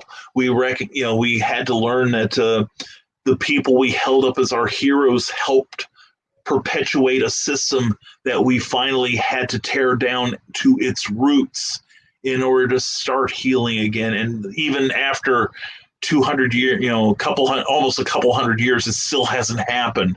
And every time we take 2 steps forward in that regard, we get one hell of a setback, you know. And hopefully when this, you know, I'd like to say I hope that common sense will win the day one day. I don't think I'm going to live to see it, to be honest with you. You know, the next generation, good luck to you guys. Seriously, try to do better than us. David Atkins, Meredith, I totally agree. But in this era, I would not ever believe there was so much hate able to be spread. But then I remember the burning of Chicago and the riots in California, so nothing new. Yeah, I remember the civil rights protests of the 60s, and I watched it live on TV, Chicago, 1968, the Democratic Convention. It was scary as hell, because I lived only about an hour and a half from Chicago at the time. And I'm watching this thing erupt and thinking, how far is this going to go? Am I going to have to worry about it, sort of thing? It was traumatizing. It really was. And there are many, many other instances that you just have to wonder, will we get through it? But here we are. Tyrone Tony Reed Jr. said, it's not so much about censoring, just offensive, but I do understand its historical purpose. And those who forget the past are doomed to repeat it. No one is trying to erase the past. It happened. But there are portraits and words that are offensive and suppressive to a group of people. But that's why it's good when watching these movies and reading these books that we have discussions about those time periods and the thoughts during that time period. And Tyrone, I think that leads to what I really wanted to say, but you said it far more eloquently, no surprise, that we need to have these uncomfortable discussions. We need to examine our values. Because I know that I'm not the PC guy around here. Far from it. Luke Stone keeps asking me, how do you get away with the stuff you say? And I'm like, I don't know. But yeah, it is offensive. I agree. Even from my demographic, I agree it's offensive. But because it's offensive, we shouldn't, pretend it never happened. And this isn't the only instance. I have seen textbooks that try to rewrite history, but going far in the other way, that, it looks for people to blame. And the thing is, this is a whole argument that I don't know that this show is the right place to have. But I agree. I think the fact is that I agree completely. We must not rewrite the history. We must be reminded of it and make sure it doesn't happen again. And it could. I mean, some things don't seem to be going away, even if in this age of so-called enlightenment, this post-age of Aquarius, that there's stuff there's stuff that a lot of us, even people my age, who were raised in the environments that said that a lot of this stuff was okay. I know now it isn't. I've known for decades it isn't. But there's a lot of stuff that's deep-seated in people that a lot of us my age still wrestle with. And a lot of us take a little time to come around. But now I do understand Black Lives Matter. It took me a couple years, but finally it was explained in terms I can understand. I admit that when I heard about gay marriages first off, I'm like, That's not traditional. And I was married in a park, so, that was one of the things. And then, somebody said something one day that just like, okay, I get it. I get it. So we need to keep having these conversations until that bell rings in everyone's head and we get it. So I agree. We need the context. The context is what's important. Chuck Pino, Texas has a big uptick. We haven't flattened at all. Yeah, I heard your state rather, and Iowa for one. I don't think I heard it about Missouri, but it's spread all over. It is all over. I think Georgia was another one, but yeah, in the last week there's been a serious uptick in coronavirus infections, and we'll just see what happens. And the thing is, they're not saying it is the second wave. They're saying we're still in the first. It's just an uptick. We're not out of it yet. And Meredith Loughran's terraformcomics.com. Sign up for the email list. Yes. Hey, I need to put that on my crawl, don't I? Terraformcomics.com. Yeah. Let's see. Let's get this over here. Okay. Terraformcomics.com. Terraform.comics.com. Yeah, I need to make that a little more prominent. That's a Wednesday kind of thing, though. Maybe we'll talk about it Wednesday. Have we decided what time that will be unveiled? And I got to get some stuff to you, Meredith. Some other places you might be able to send some information if you knew anything about terraformcomics.com. Terraformcomics.com. TERRAFORM comics.com. And sign for the monthly, or is it monthly? We don't know what our newsletter is. Oh, did I say that pronoun? I'm sorry. Carl Witzman, at least when people show their true inner selves, now you know what was in their hearts all the time. Yeah. And the thing is, hearts can be changed. It really can, and for the better. And Howie Odell, good morning, Brian. Tips top hat. Well, I doff my fez to you, master of the Orion effect. How are you this morning? Put in a link to that great podcast, my brother. And Tyrone, says David Atkins, I think we are going to be having a field day. I know that my whole research in many religions comes in handy. Often when talking to people and with who we will have, it's going to be fun. I'm probably the closest thing to a heathen that you'll have on the panel. And Howie Odell, cheers with coffee cup. Brother, back at you. Kofefe. And that may be somebody in about 20 years we're going to have we will probably be running old speeches, but only with text around it and context explaining, if we can find an explanation for it. Meredith Longren says, I'm about to post today's morning nosh speaking about things that make us smile and the random acts of kindness.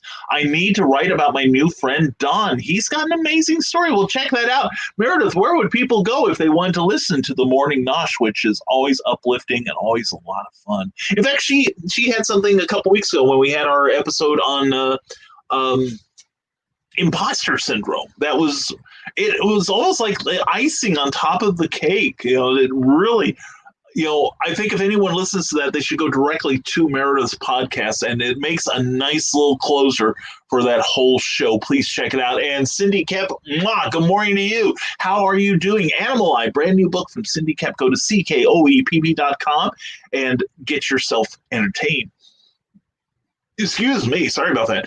Author Michaela Jade says, I have found a new resolve and a closer tribe. I'm not leaving social media, but I will do my part to make it better. Same here. I agree. The thing is, and I understand it. I totally understand wanting to leave completely and get away from this malarkey. But as I told Michaela, you do that and they claim your real estate. They win. And I've got a real problem with the bad guys winning. I really do. It doesn't make me sad. It makes me cranky, and it makes me rebellious, and it makes me want to fight back all the harder. So I'm glad you're with us, Michaela. Stay with us. We need you. My weekend was great, says Rob Anderson. Oh, what am I letting myself in for when I read this? Did you see all those great backers who got their books? Okay, now this is worth noting. Those backers got their books. Rob reached out to half the backers to make sure that everyone had their books that were said to be delivered on stamps.com. Really think it was worth the money. You know, and if I were, next time I do a Kickstarter, I probably will sign up for stamps.com. For those of you who don't know, you basically can print out postage in your home now, and you can even call the post office and they'll pick your packages up. Now I know people like my fingerprints on the package; they crave it. So that, and I've got to give Rob Anderson kudos. I really do. I love him. I love you, brother. He mailed. What is it? You were packaging these on Friday, You got them in the mail the next day. He sent me the tracking number and said, keep track of this and let me know when it shows up. Follow up, people. It's follow up. And not only could I track the progress of my delivery and Rob and Luke's package, and Luke's going, don't involve me in these conversations, and all the cool stuff within that every time I turn around, there's more of it. I think they're breeding, Rob. Thank you. But anyway, I got this a day early. It said to be here on Friday. I got it last Thursday. So Rob, from the time he slid this deep into that package and put it in the mail, I got it in less than a week. And he's not anywhere close to me. So kudos, and it was wrapped incredibly well. Rob, oh man, I can't say enough good about you. I really can't. You and Luke and Josh and Eric and everyone and Raheel and Chuck and everyone who worked on this amazing book. If you don't own a copy, there is something seriously wrong with you. You must hate little kittens and puppies, you scumbag. Anyway, please go to Indiegogo and get a copy of Cat Dad and Supermom. It is one of the best books ever. Seriously. And I'm not saying that just because Rob's here. Howard L says, good morning all again. And happy anniversary, Brian and Cookie. Thank you, Tony. Tyrone Tony Reed Jr. Yes, folks, today is my wedding anniversary. Also, John and Amy Hale. So if you see them today, please wish them a happy birthday as well. It was kind of funny. We were at the Salem Comic and Toy Expo a few years ago, and we were all at dinner. And we got to talking about when we got married and the circumstances. We had a lovely wedding. We didn't do it in a church. We had it in a park, but that should be a whole nother episode. But Amy was like, when did you get married? What? And I explained that Cookie and I celebrate our anniversary every month because it gives us 11 more excuses a year to go out and get some restaurant food. But anyway, she said, well, when did you get married? And I said, well, in June. And what time? When did you and John get married? And she goes, "Oh, we got married June 15th." Oh, we're like, well, I'm like, wait a minute, that's the day I was married with Cookie. And Amy just looked at me and goes, "We were married in 1991. When were you married?" And I'm like, "Oh, you're not going to believe this." And it turned out that John and Amy Hale and Cookie and I got married on the exact same day, both in different parts of the state of Illinois. She was in the South and I was in Champaign, and it's incredible. So incredible coincidence. So yes, today is our 29th wedding anniversary. 20, or as I call it, 29 years of wedded blitz, and it's been good. It seriously has. And we have the best friends in the world. Some of them are right here. And David Atkins, I am talking to someone right now who wants me to write his story. I think that he has no idea what he wants to say in his story, so I may have to interview him for a few days to get it down. Yeah, don't you love people? I get this frequently. If people contact me, hey, I've got a story. You want to write it? And my first response is, no. Have you seen my workload? I've got enough to write right now. And, okay, what's your story? Well... And then comes this long meandering thing. And I now have this policy about if you're going to tell me your story, assuming I want to hear it, you've got 2 minutes. And if you don't reach the end of it by 2 minutes, shut up. Or I will shut you up. I don't want to hear it past that point. Which is probably not the right thing or the polite thing. But the fact is, I don't want to hear a story that takes half an hour to tell unless Rodney Dangerfield's telling it or George Carlin. And Cindy Cap says, bring Cookie home. Thank you, Cindy Cap. Thank you so much, hon. I hope you're having a good morning. Christian Basil says, continued. I don't know that Asians in the form of Japanese who were in America back in World War II were locked up in camps without due process. They were not. They did not get due process. How did I find out about this? George Takei on the Howard Stern show. Yes, not in school. Being Asian, it didn't make me happy. But if you're going to teach history, teach all the history so that we can learn it happened, but we don't do it again. Okay, I misread that one episode. Yeah, Christian, also, George Takei had a hand in creating a graphic novel about, I don't remember the name, but go to hoopla.com and you can check it out there. But yeah, and it's a terrific story about George's experience with his family during World War II. And Christian, I was shocked to find out that there was a internment camp about an hour away from where I was living in Illinois. There was one in the Hoopeston, Illinois area. Hoopeston was basically the sweet corn capital of America at one point in the 50s through the 70s. And this park where once I had performed one of the most fun plays I'd ever done, this park I found out was the camp. You know, we used to drive by this, you know, it's right on the Route 1. It goes through almost all of Illinois, up from Chicago down into the Harrisburg area, near Harrisburg, Illinois. And all of a sudden, I, just didn't realize where I was. I never knew. And I found out from looking in a news article, and I went and verified it, that back in the 40s, it had been used as an internment camp. And suddenly I understood the architecture of the place. I just thought it was this awkwardly laid out park. And I've only been back in that park a couple times since, because I feel like I'm driving on somebody's grave. So, yeah. Christian Basil says, Facebook, jail has lousy food. Don't try the veal. It's not lamb. It's bad. Yes. Oh, and always take cigarettes. They're better than cash in there, I tell you. And virtual hugs for Michaela and Rob, and that to the knuckleheads. I agree. Yeah, and some days it doesn't feel like you can spit without hitting one. And, even like I said, the virtual Superman celebration last weekend. And again, kudos to Kelly Gutner and her team for pulling that off, and Dan Johnson. My brother did a great job interviewing people, including me. But yeah, I wasn't there when it happened, but we had a couple trolls come in and, got to ruin it for everyone. And Sunday we were ready for it. We were using Zoom, and there's a bunch of us now that are experts in Zoom as a result of this weekend. So that was a good time. All this talk about banning makes you wonder, what will our books be banned about in the far future? Anti-robot agenda, elf rights, the Fez haters. Oh, Carl Witzman, if there are Fez haters, that's not a future I want to be in. Well, in fact, I actually had a couple of people ask me about the Fez, and one I know was kidding. But I had somebody talk to me about cultural appropriation. And I'm like, you don't understand the context of the fez and the bow tie. And you're wearing a fez, you're stealing from another culture. And I'm like, who am I stealing from? The Gallifreyans? Go tell one of them to take it up with me. Go talk to them. And Howie Odell says, well said, Rob. Agreed. Teach your children love, not hate. Totally agree, Robert Beatty. You just summed it up right there. Both of you guys, kudos to you both. Carl says, David Atkins, I actually believe many will see the Bible and many other religious books as hate mongering and will be banned based off feminism, and they're talking of slaves, even if it is history. There are some people who take the Bible to task for those very reasons.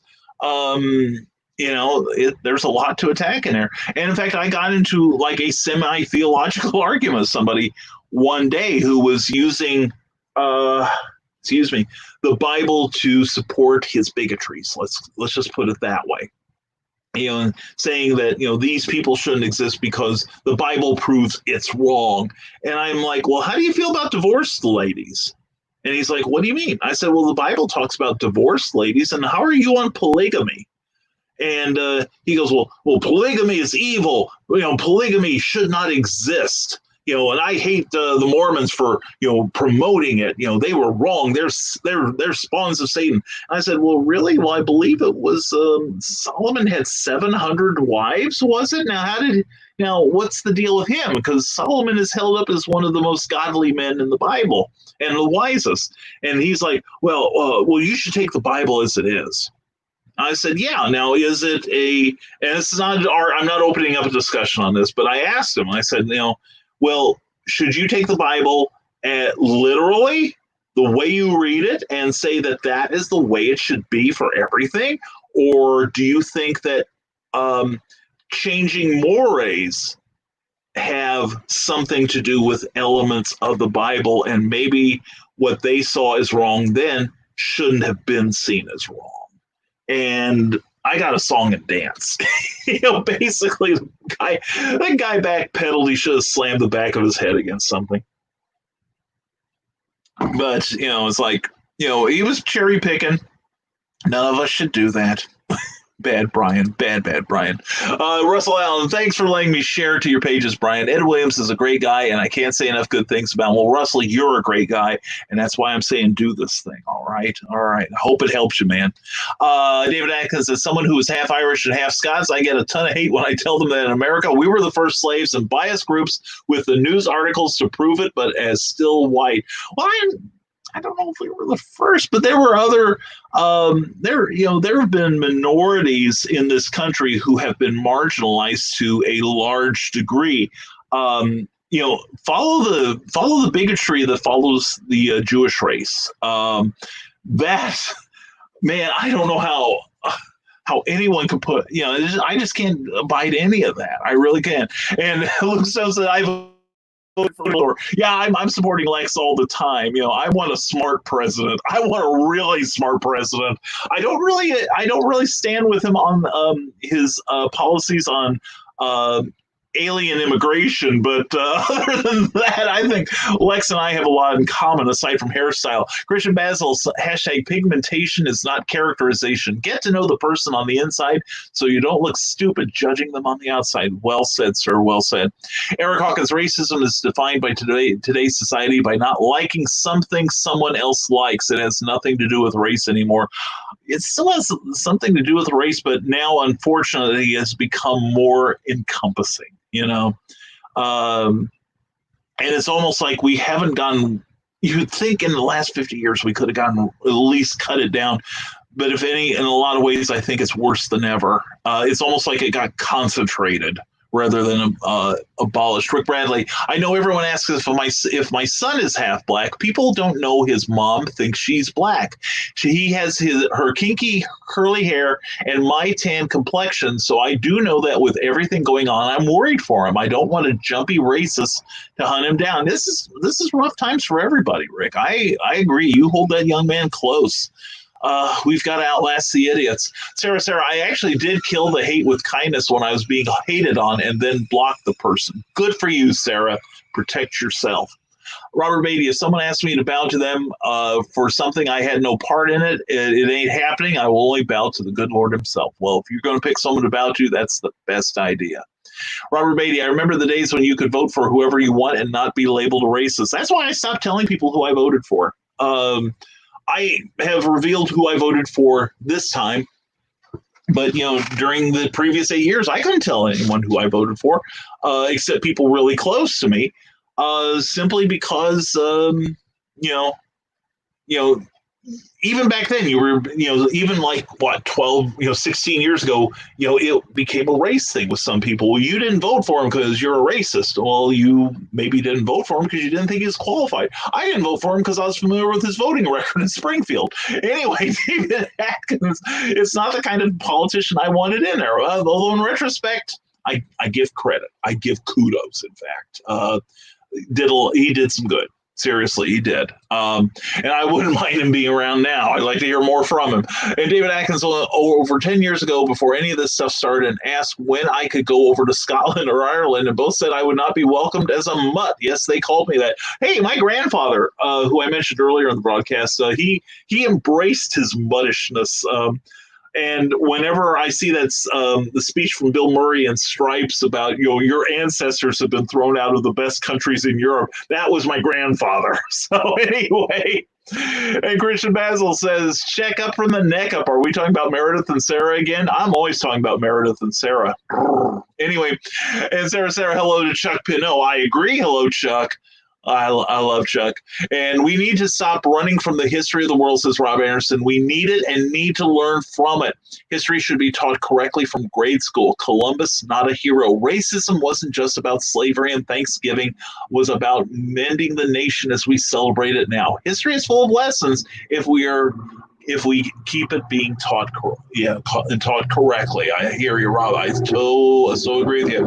And now, no more break time for Cindy Cap. I'm sorry. I'll catch up with you later, but in the meantime, go sign up for Rising Tides newsletter. Then go check out the very cool discrimination-free books at Amazon.com, written by me.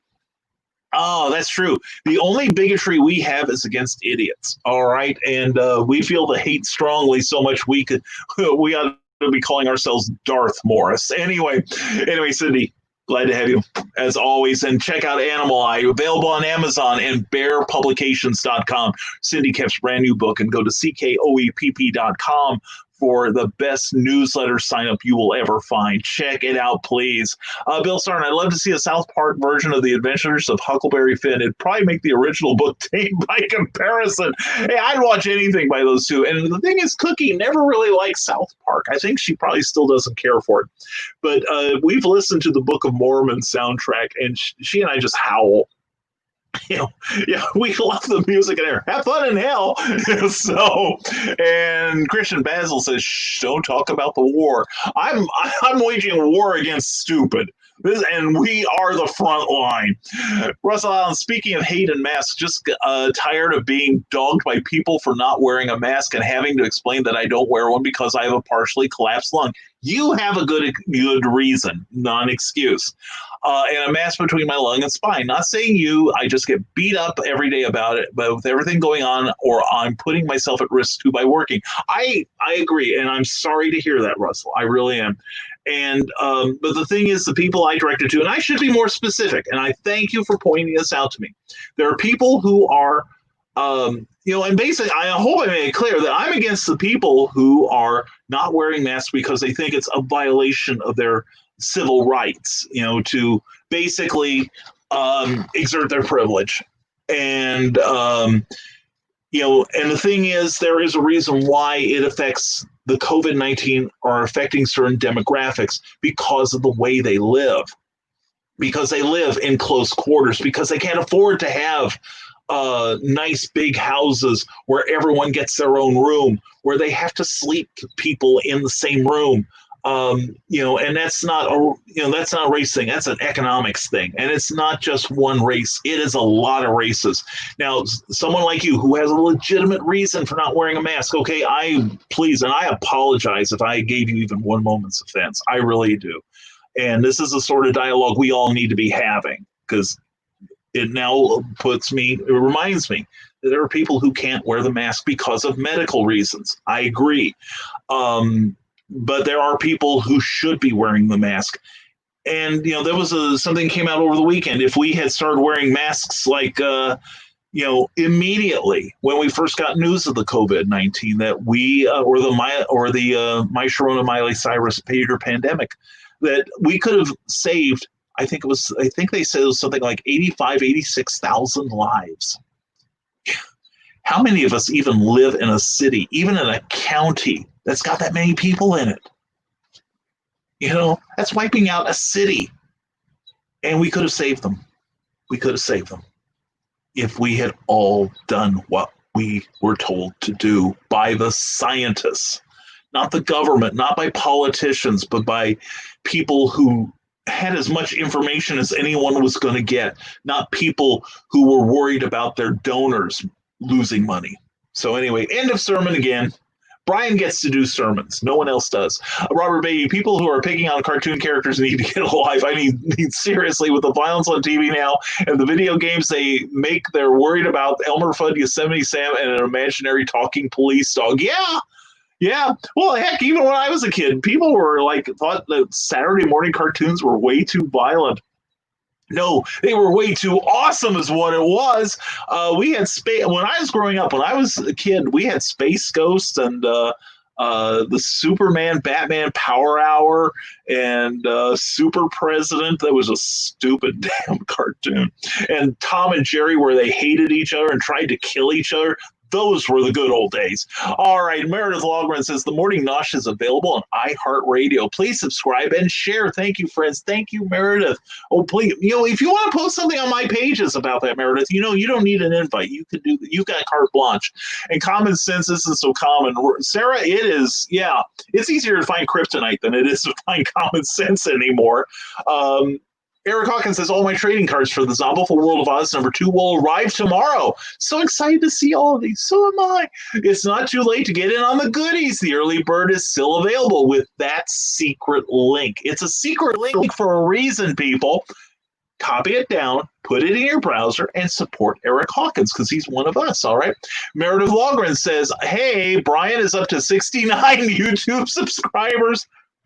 Waggles eyebrows, drink. Oh my God, that's worth it. That's one of my magic numbers there. Oh, Meredith. And you got to tell me that. You know what I'm saying? Anyway, please check out my YouTube channel. That's a jump. I got jump this weekend. What the hell? I thought I had more than that, but anyway, I'm glad to see everyone there. Thank you, Meredith. Thank you. And David Atkins says, in school, I was told I was a dog something. Redheaded stepchild was bullied and much more. Those were offensive, and I got over it. I meet many who hate that I am straight, but am I rebel? I'm a rebel, and I'll never, ever be any good. I'm a rebel because I never do exactly what I should, even though, I'm sorry, I thought it was the Shirelles for a moment. But one thing I discovered, says David Atkins, that helped me get over that abuse was to forgive those who offended me. Many verses on that, and many philosophers said the same. To forgive is the only option, but isn't done. It is tough to do. I had one person I can say I didn't forgive them for some slights in my childhood. I finally reached a state of antipathy. And I was having a discussion with somebody about it one time, and they said, well, you really should, contact them and forgive them. And I said, the way I felt about these people, settle for antipathy. Just settle for just not caring about them anymore. So, but people I do care about, there's one, Stephen Dallas Rodman. Brother, how are you this morning? Hope you are having a fantastic Monday. Good to see you. Hope you're staying safe, my friend. And Meredith Logren, wow, I got a spam notification for sharing Brian's YouTube link for Brian's show. We'll post the picture for proof. Facebook can suck on my dingleberries. Hey, if they haven't feasted on mine enough, by God, yeah, that's the thing. YouTube doesn't want you to leave. And so they think anytime you post something that is happening somewhere else, that you're posting spam. You know what? Screw them. There's a reason I'm doing things on YouTube. It's because of the way I get treated on Facebook. In fact, Rob Anderson mentioned it. And Rob, I agree. We are being throttled down. My latest shows are not being seen by as many people. I'm getting feedback, but Brian, I didn't see a notice for your show. And my last two shows, right after you mentioned it, Rob, to me, about Facebook throttling back on how some people are discovered, I'm getting the same thing. So please, folks, if you like this show, and if you think it's relatively harmless, please, please, please share the notices of the show. Share this video. One, because people post their links, and I really want everyone to sample what other people do, not just me. It's the only people... the only time I get talked about is when Rob Anderson or Cindy Kemp are here, and that's fine. That's because I don't do it for me anymore on this show. It's if I got something I want to promote, I will promote it. But Facebook never wants you to leave. They want you to stay here and be a Facebook zombie, to basically, suckle on the teat of, Mark Zuckerberg. All right. So show some independence. And please, when you see something like the Morning Nosh or mine, even if only 10% of your friends see my message, thanks to what Facebook does, that helps a lot. Okay. So share this message, share the stuff you see here. All right. That's how we make a difference. David Atkins says the best way to improve Facebook is to block those who hate and then get others to side with you to also block them. Make them less able to spread their hate. Many of us are able to forgive instead. That works for me. I'm all for shutting down the platforms for the haters. And Rick Bradley, I gave up social media for a while before. It was peaceful, don't get me wrong, but it also let those people who were the arseholes gain a lot of ground. Yeah, that's it. We have got to stand our ground and basically, like Rob and Michaela, just let them know this is not acceptable behavior. Hating, replying to hate with hate is not an acceptable gesture. Yeah, there's a lot to be angry about these days. And I'm not saying I'm not a little pissed off myself most days. But there's also a thing called self-care, and we've got to save ourselves, and we've got to stand our ground and push back against the hate. Hate won't save the world, all right? All it does is just add to the noise. Brian, you always leave fingerprints on my package, says Christian Basil. Well, we can upgrade you to spinal licks. Just saying, moist vertebrae. Bradley says Rob messaged me about receiving his package as well. Made me feel good with how he wrapped his package. Wasn't that luxurious? I mean, it took me a while. It was huge. It was huge, and I tried to handle it with care. But it was one, boy. I was just, once I got my hands on it, I was in heaven. It was just like going to the moon and back. You know what I'm saying? Anyway, Meredith Logren says, Brian's up to 69 subscribers on YouTube. Waggles eyebrows, drink. Yes, everyone. I'm up on YouTube. And, woo! Happy 10 years together, you young crazy kids. Yeah, Rob, thanks. Oh, Rob Anderson, it is time for a more inclusive indie. Indie, the era of indie, is here. Independent, next gen, diverse, endless entertainment. That's what indie stands for. Check out the Advocating Network here on Facebook and here on YouTube. You will be glad you did. And Sarah's glad too, because she's having a drink. And happy anniversary. Thank you, Meredith. Thank you so much. I appreciate that.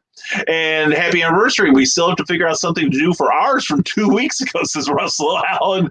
With the shutdowns and so much stuff going on, we just stayed home. Well, the thing is, we're having our celebration at home. We're, like I said earlier, we're going to go out to the store. We're going to buy some good meat, and we're going to do a little grilling today. And I know all the vegans are recoiling in horror, but it's a dead cow. Hate to let it go to waste unless it's ours. We're just going to have a special meal. Cookie and I love to cook, and we're both good at it too. God, this body didn't develop itself overnight, let me tell you. But we're both good cooks. We work well together in the kitchen. We play well together in the kitchen. And, we're going to make something special for us.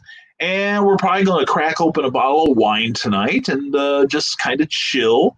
You may not see either of us tonight. You never know. Well, she doesn't hang on social media because she's far more sane than I am, which is probably why she's more sane than I am. But yeah, we're going to have a good time tonight, just the two of us. And Russell, I would say, man, you do what you got to do, you and your wonderful lady. But, the thing is, I say, it's a celebration wherever you are. You don't have to go out. Just being with that other person, celebration enough. So anyway, I hope you have a great time when you do celebrate it, Russell, and let us know when you do, all right? And Meredith says, I was married on Independence Day. Ironic. Yeah, but who lost their independence more? That's the thing. Robert Beatty says, hey, I got married in my best friend's backyard. Hey, that's cool. My best friend was my best man. And he and I were warned to behave during the thing, because we're that kind of friends that both of our IQs drop in proximity to the other, and we tend to get in far more mischief than we should. So, but no, it was a memorable ceremony. It was exactly everything Cookie and I could have ever wanted, and it was crazy. It was about 3 hours of insanity, and it was hilarious. And to this day, it is our favorite wedding. It really is. We've attended some good ones, but this was the best. 69 drinks, says Carl Witzman. Oh yeah, drink up, people. And Rob Anderson has a link to Creators of Written Sins with me. Thank you, Rob. I appreciate this, brother. And Ted Davies, Retrieve 2 is almost sold out. Holy cats. I have 11 signed copies still available. So if you want yours, follow that link. And thank you for being part of the journey. Well, definitely. That is a cool book there, Ted. Imagine if you woke up one day and you were being asked to account for the sins of a previous life. How would you react? Well, Ted Davies is going to show you how various people do. Anyway, in the book Retrieve, he's got 2 issues out. Get a hold of that now. Rick Bradley, Racism is a Sin. Hatred is never good. I agree completely. Brian, you bash the Bible. You're on the express lane to hell. I'll bring the s'mores. Please do, Christian. I'll be waiting down there for you. No, probably in a week I'll be running the place. Anyway. Yeah, no, I love the Bible. I really do. I think it's a good book. They call it the good book for a reason. It's cool. There's a lot of good stuff in there. There really is. We all should be reading it right now. And it's been a great show this morning, Brian. Well, thank you. Always something to look forward to on a Monday morning. I heard coyotes yipping last night, so I have to go up in my woods and make sure that the coyote repellent lights are working. Obviously not well enough, dude. I'll see everyone tomorrow night on Clever Dial Penning with Brian and guest David Atkins, and also Tyrone Tony Reed Jr. and Kathy Jackson. Con Dias, everyone, and same to you, my friend. Have a fantastic Monday. David Atkins says, sorry guys, I have to go back to writing and got to buy my wife some lunch because she forgot it. Well, she deserves it, I'm sure. Remember, love, hope, and charity combats evil and hate. Take care of yourselves and each other. You too, brother. Give that wife a hug for all of us, all right? And Russell, no offense taken, Brian, just shedding light. Hey, that's what we need more of, man. So shed away. I'm serious. Rob Anderson, we need a modern day Archie Bunker. That's probably got too many of them is the thing. We just need some that are funny now. I love old cartoons, says Robert Beatty. I still do. I do. They can't make up their minds if masks work or not, says Eric Hawkins. At first, they only help you from spreading COVID and everyone should wear them. Then, well, they really don't help and you should still wear them. Then if you wear one, it must be washed every time you go out and it might help.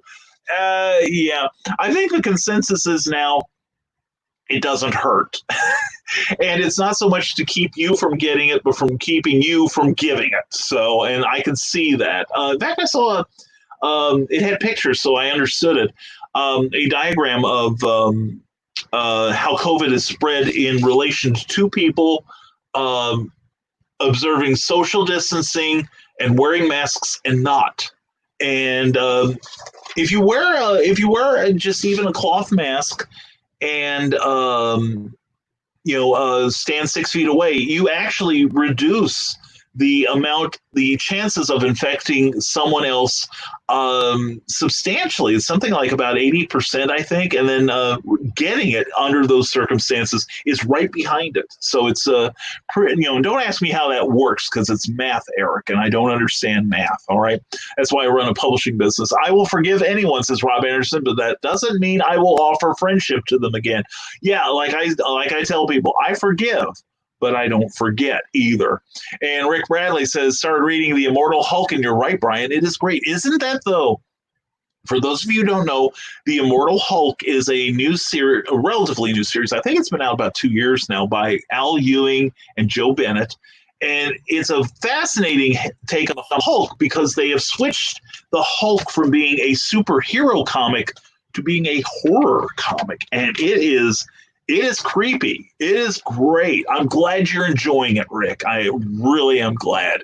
And I'll make comic recommendations every now and then for you if you don't mind. Eric Hawkins. Oh, then you have the idiots like Alyssa Milano wearing a crocheted mask, telling everyone to wear their masks. Moron.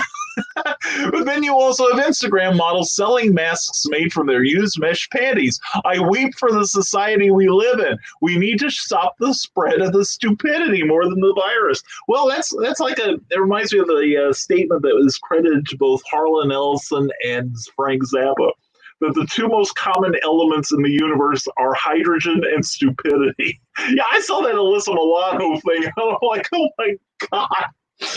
And she's near her kids.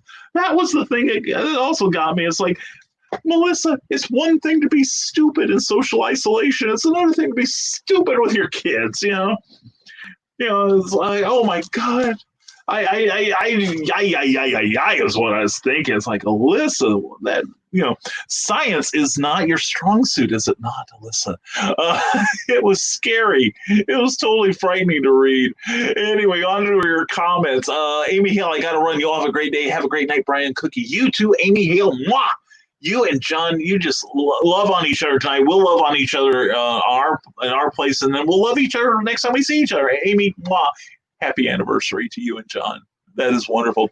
And thanks for the support. Here's a plug. All right. Michaela gets her plugging. Check out Warrior's Secret at barnesandnoble.com. Is that not cool or what? Very cool, Michaela. Thank you. Carl Wisman says, I don't know where to laugh or cry about that, Eric Hawkins. Yeah, I wish the C-19 targeted stupid people. If this would be a far better world, and it'd probably be only us people here, and I'd probably be sick as a dog. Anyway, no, Brian, an Archie Bunker show that really helps to close divides. Now, that, Rob Anderson, I agree. We do need All in the Family. We really do. Just to point out how stupid that kind of attitude is, right? Carl Wisman, I wear a mask because I care about your family. If you can wear one but refuse to, then you must not care about my family as much as I care about your family. I agree. I tell people I wear a mask in public because I don't want to kill your grandmother. I don't want to kill your wife. And that is the same reason why I'm keeping an eye on all the states where I've got appearances, and I will back out on any of them because I made a statement early in the season that I was going to go anyway, but I didn't realize how infectious this disease is. It's not the fact that the disease is potentially deadly. I believe it has a rate of, basically it makes you sick like a bad flu or pneumonia, and that's pretty rough. But the thing is that the fact is it is so easy to transmit. That is the real problem with the Myshorona myositis virus. And the fact that it can stay in a person anywhere from 4 to 14 days incubating, so you don't know where you got it. That's the thing. And I don't want to be responsible for killing your grandma. I don't want you responsible for making my wife sick. And I was talking with somebody who talked with somebody who's on the front lines, and one of the things they were saying, it is like she was a nurse and said, it is like having the worst flu you've ever had in your life. And I've had some pretty bad ones. I wouldn't wish that on anyone. Jeremy Miller, well, hello there. How you doing? I'm glad to see you here. Hi, Brian K. Morris. Hey, that's me, Jeremy Miller. How are you? I heard the Hall of Heroes with Alan Stewart is looking for vendors for his con in September. Will I see you there?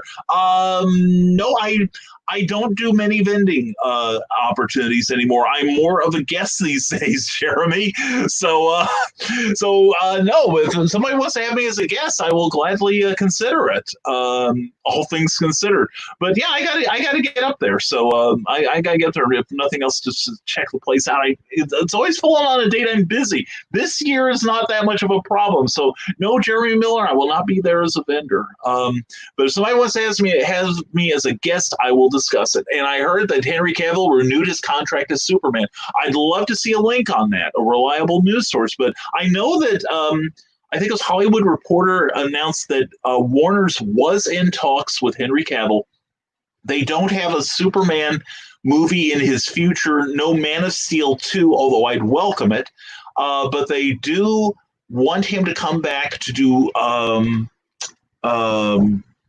cameos in Shazam 2 and in the new Black Adam movie with Dwayne Johnson and several other DC movies. I think Cavill was fantastic. He was far better than the movies he was in. Although I liked Man of Steel for the most part. I had some issues with it. But I think he could be this generation's Christopher Reeve. I really do. So anyway, Jeremy, I'm glad to see you, man. And Rick Radley says, everyone take care and stay creative. You too, Rick. You have a great day. And Christian Basil says, Facebook, the Traveling TARDIS special guest this Saturday live with classic and new Who actor Colin Sproul. That looks good. Very cool. And Jeremy heard that too. Cool. I'm glad to have it verified. I figure the Hollywood Reporter is very reliable. I will count it. There's a number of sites that I see stuff like this. I refuse to go on cosmicbook.com. That is just clickbait central, and I really have no love for that place. But anyway, but that's just me being cranky because I'm elderly and old and have nothing to live for. Anyway, no, I do. I have something to live for. Today is my anniversary. We're going to have fun tonight Cookie and I. As soon as she gets home, we're going out shopping. Yeah. And I'm going to have fun tomorrow night because tomorrow night on Clever Title Pending, I will be joined by three incredible guests. Kathy Jackson, Tyrone Tony Reed Jr., and David Atkins. We're going to talk about inspirational writing. How does their faith influence their writing, or does it? And we welcome, in fact, we demand your questions. So please come join us at 8 p.m., 7 p.m. Tomorrow. Wherever you're watching this, we will be there too. And then Wednesday night, I will at 9:30 p.m. I will be joining JD Calderon on his YouTube page, and we're going to discuss creativity and comics and books and all kinds of really cool things. So please come join us. JD's a great guy. I'm really looking forward to his show. And Wednesday night, also at 6 p.m., 5 p.m. Central Time, will be another episode of Comics Cubed in Kokomo comic book sale, and we support these guys. Please check out what they do, and they will have all kinds of really great bargains on new releases, trade paperbacks, and back issues, and toys. They run auctions every now and then. Like let's see, the other night they were auctioning off some original art. There was a comic book plus a full-page illustration of the cover. They were including the original art with it. And the stuff is, most of the time it goes to a charity such as the local Humane Society. Also, Comics Cubed has a scholarship for high school students, and that's worth helping support, I think. Plus, also, Kokomo Con is coming up October 17th. Please contact Sean D. Hilton about a table there. And what else have we got here? See, of course, Wednesday we will have another episode of Nevermind the Furthermore. Thursday I have the day off, go figure. And then Friday there will be no Nevermind the Furthermore in the morning. We have a business meeting we have to attend. But Friday afternoon, Meredith Logren will have another episode of the Comics Noob, and that's been a fascinating journey so far. So please check it out. Also, Wednesday, expect a special announcement involving me. And something really cool that we're looking forward to seeing. So anyway, let's have a break here. And I think the show's going well so far. What do you think?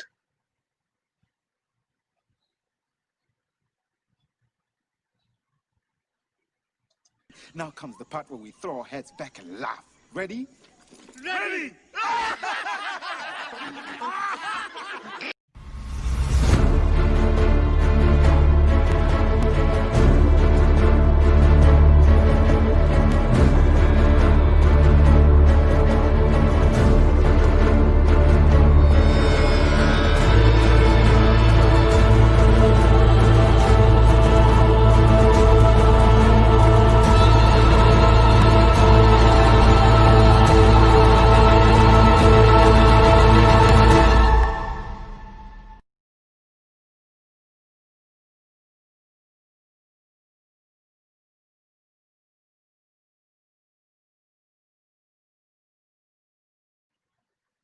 Okay, we're back. All right. Thank you for watching that. And let's see. We've got another comment. Robert Beatty just reported by the Paducah Sun, the Superman celebration lost $4 million this year. Wow.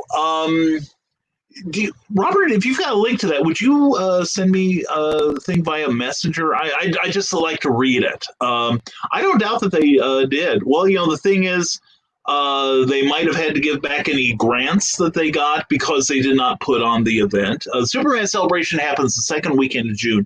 But because of the My Sharon and Miley Cyrus Peter pandemic, a lot of local businesses that would have sponsored the event weren't making money. They had to shut down. And so they couldn't generate the money that would have gone into sponsoring the event. So they chose not to sponsor the event. In fact, I'm finding because of things like that, I've got events in 2021 that are already having to be postponed. So anyway, I'm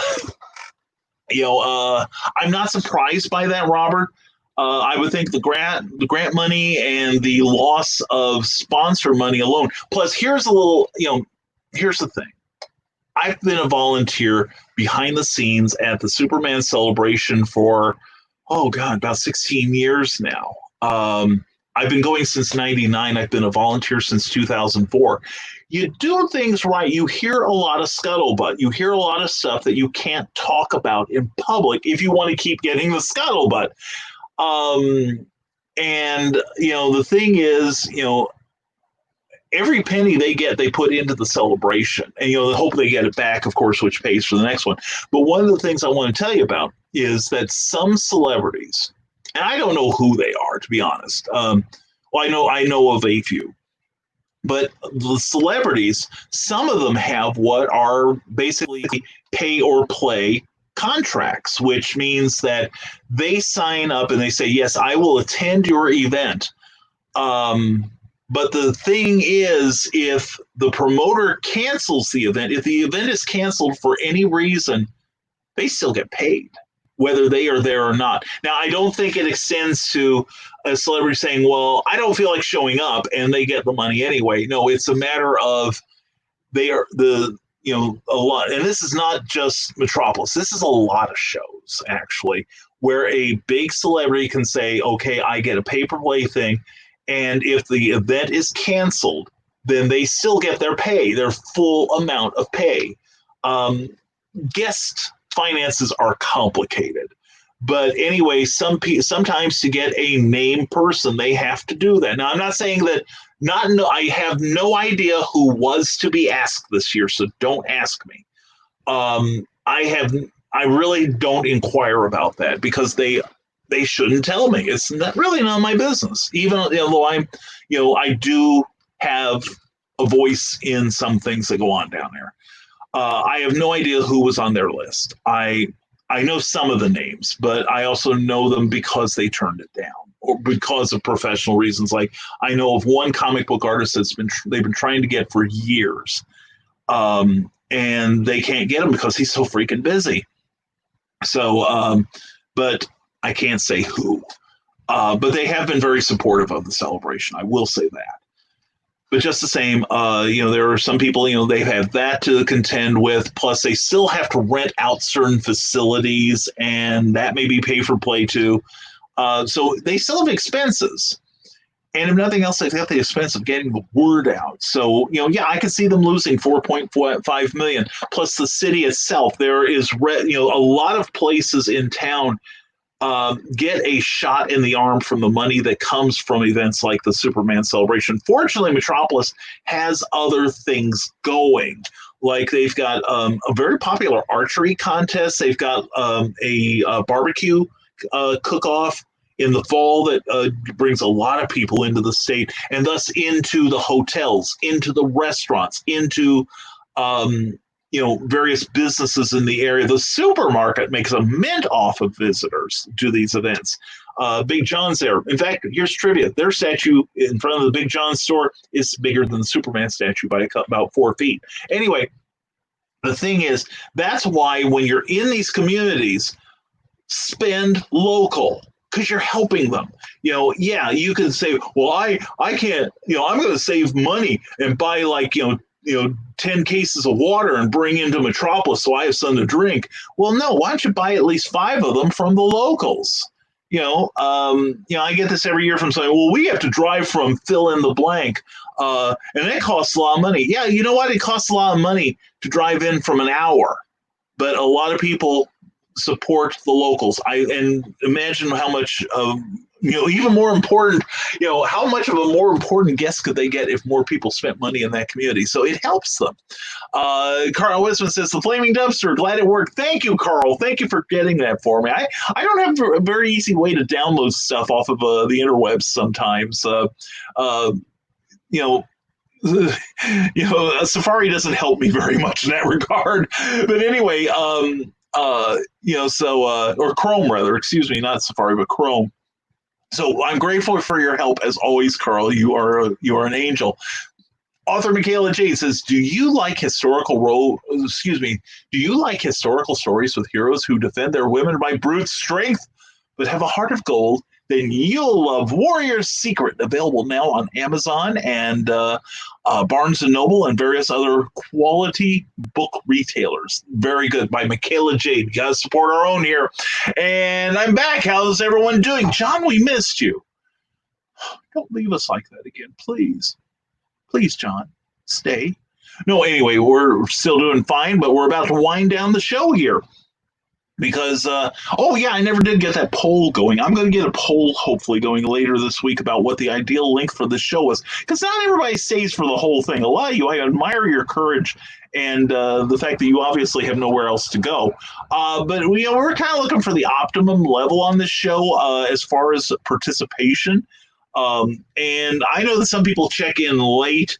So we may experiment with closing the show at a regular time. I think it would probably make Meredith's job in putting our shows on iHeartRadio a lot more less complex, I should say.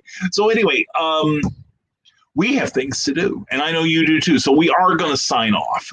So anyway, thank you all for being here. Here we go. Christian Basil got a poll going. Drink. It takes so little for Christian to get going. I worry about the boy. His liver's got to be the size of a rock. Anyway, we're gonna bid you a cheese fondue right now. So please, everyone, hope you have a creative day. Don't forget Rising Tide Publications on Facebook. Every day, fresh content 3 or 4 times daily, depending on our mood. Sometimes even more because we're nutty that way. RisingTide.pub, where you can sign up for my free monthly newsletter. The next issue will be going out June 1st, so sign up, and hopefully we'll have some good news in it. We always have entertainment, not just me, and secret links, inspirational quotes, and usually some sort of sale on my stuff. So people who have been subscribing have quite a pathway to savings, shall we say. And thanks, Brian. Well, thank you, Ted Davies. Ted, brother, I hope you have a great day, seriously. And have a great day, everyone. You too, Ted, especially you, all right? Have a fantastic day. Also, we've given our program notes. Don't forget, Nevermind the Furthermore. We'll be back Wednesday at 10 a.m. Eastern, 9 a.m. Central, and we hope that you have a fantastic day. Thank you all for watching, and I hope you enjoyed the show. Hope you got something from it. And so I think that's everything we need to do. So please check out the links in the show here and discover some amazing stuff here. All right, everyone, we hope you have a fantastic day. We hope that you stay creative and that you come back and see us on Wednesday at 10 a.m. and also tomorrow night on Clever Title Pending at 8 p.m., 7 p.m. Central Time with Kathy Jackson, Tony Reed Jr., and David Atkins. So everyone, have a fantastic day. Remember, stay smart, stay safe, wash your damn hands, and never apologize for being awesome. Have a great day, everyone. Glad you helped make this such a serious show. Now comes the part where we throw our heads back and laugh. Ready? Ready!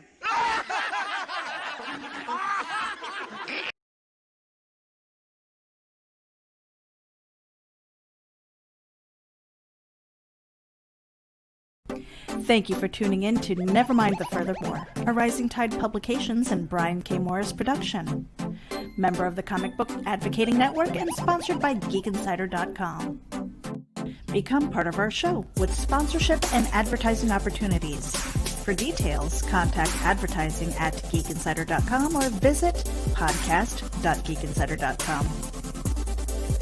The Geek Insider podcast is available on your favorite app, so please hit the follow button and share it out to your friends, because if you don't, you might have to turn in your geek card.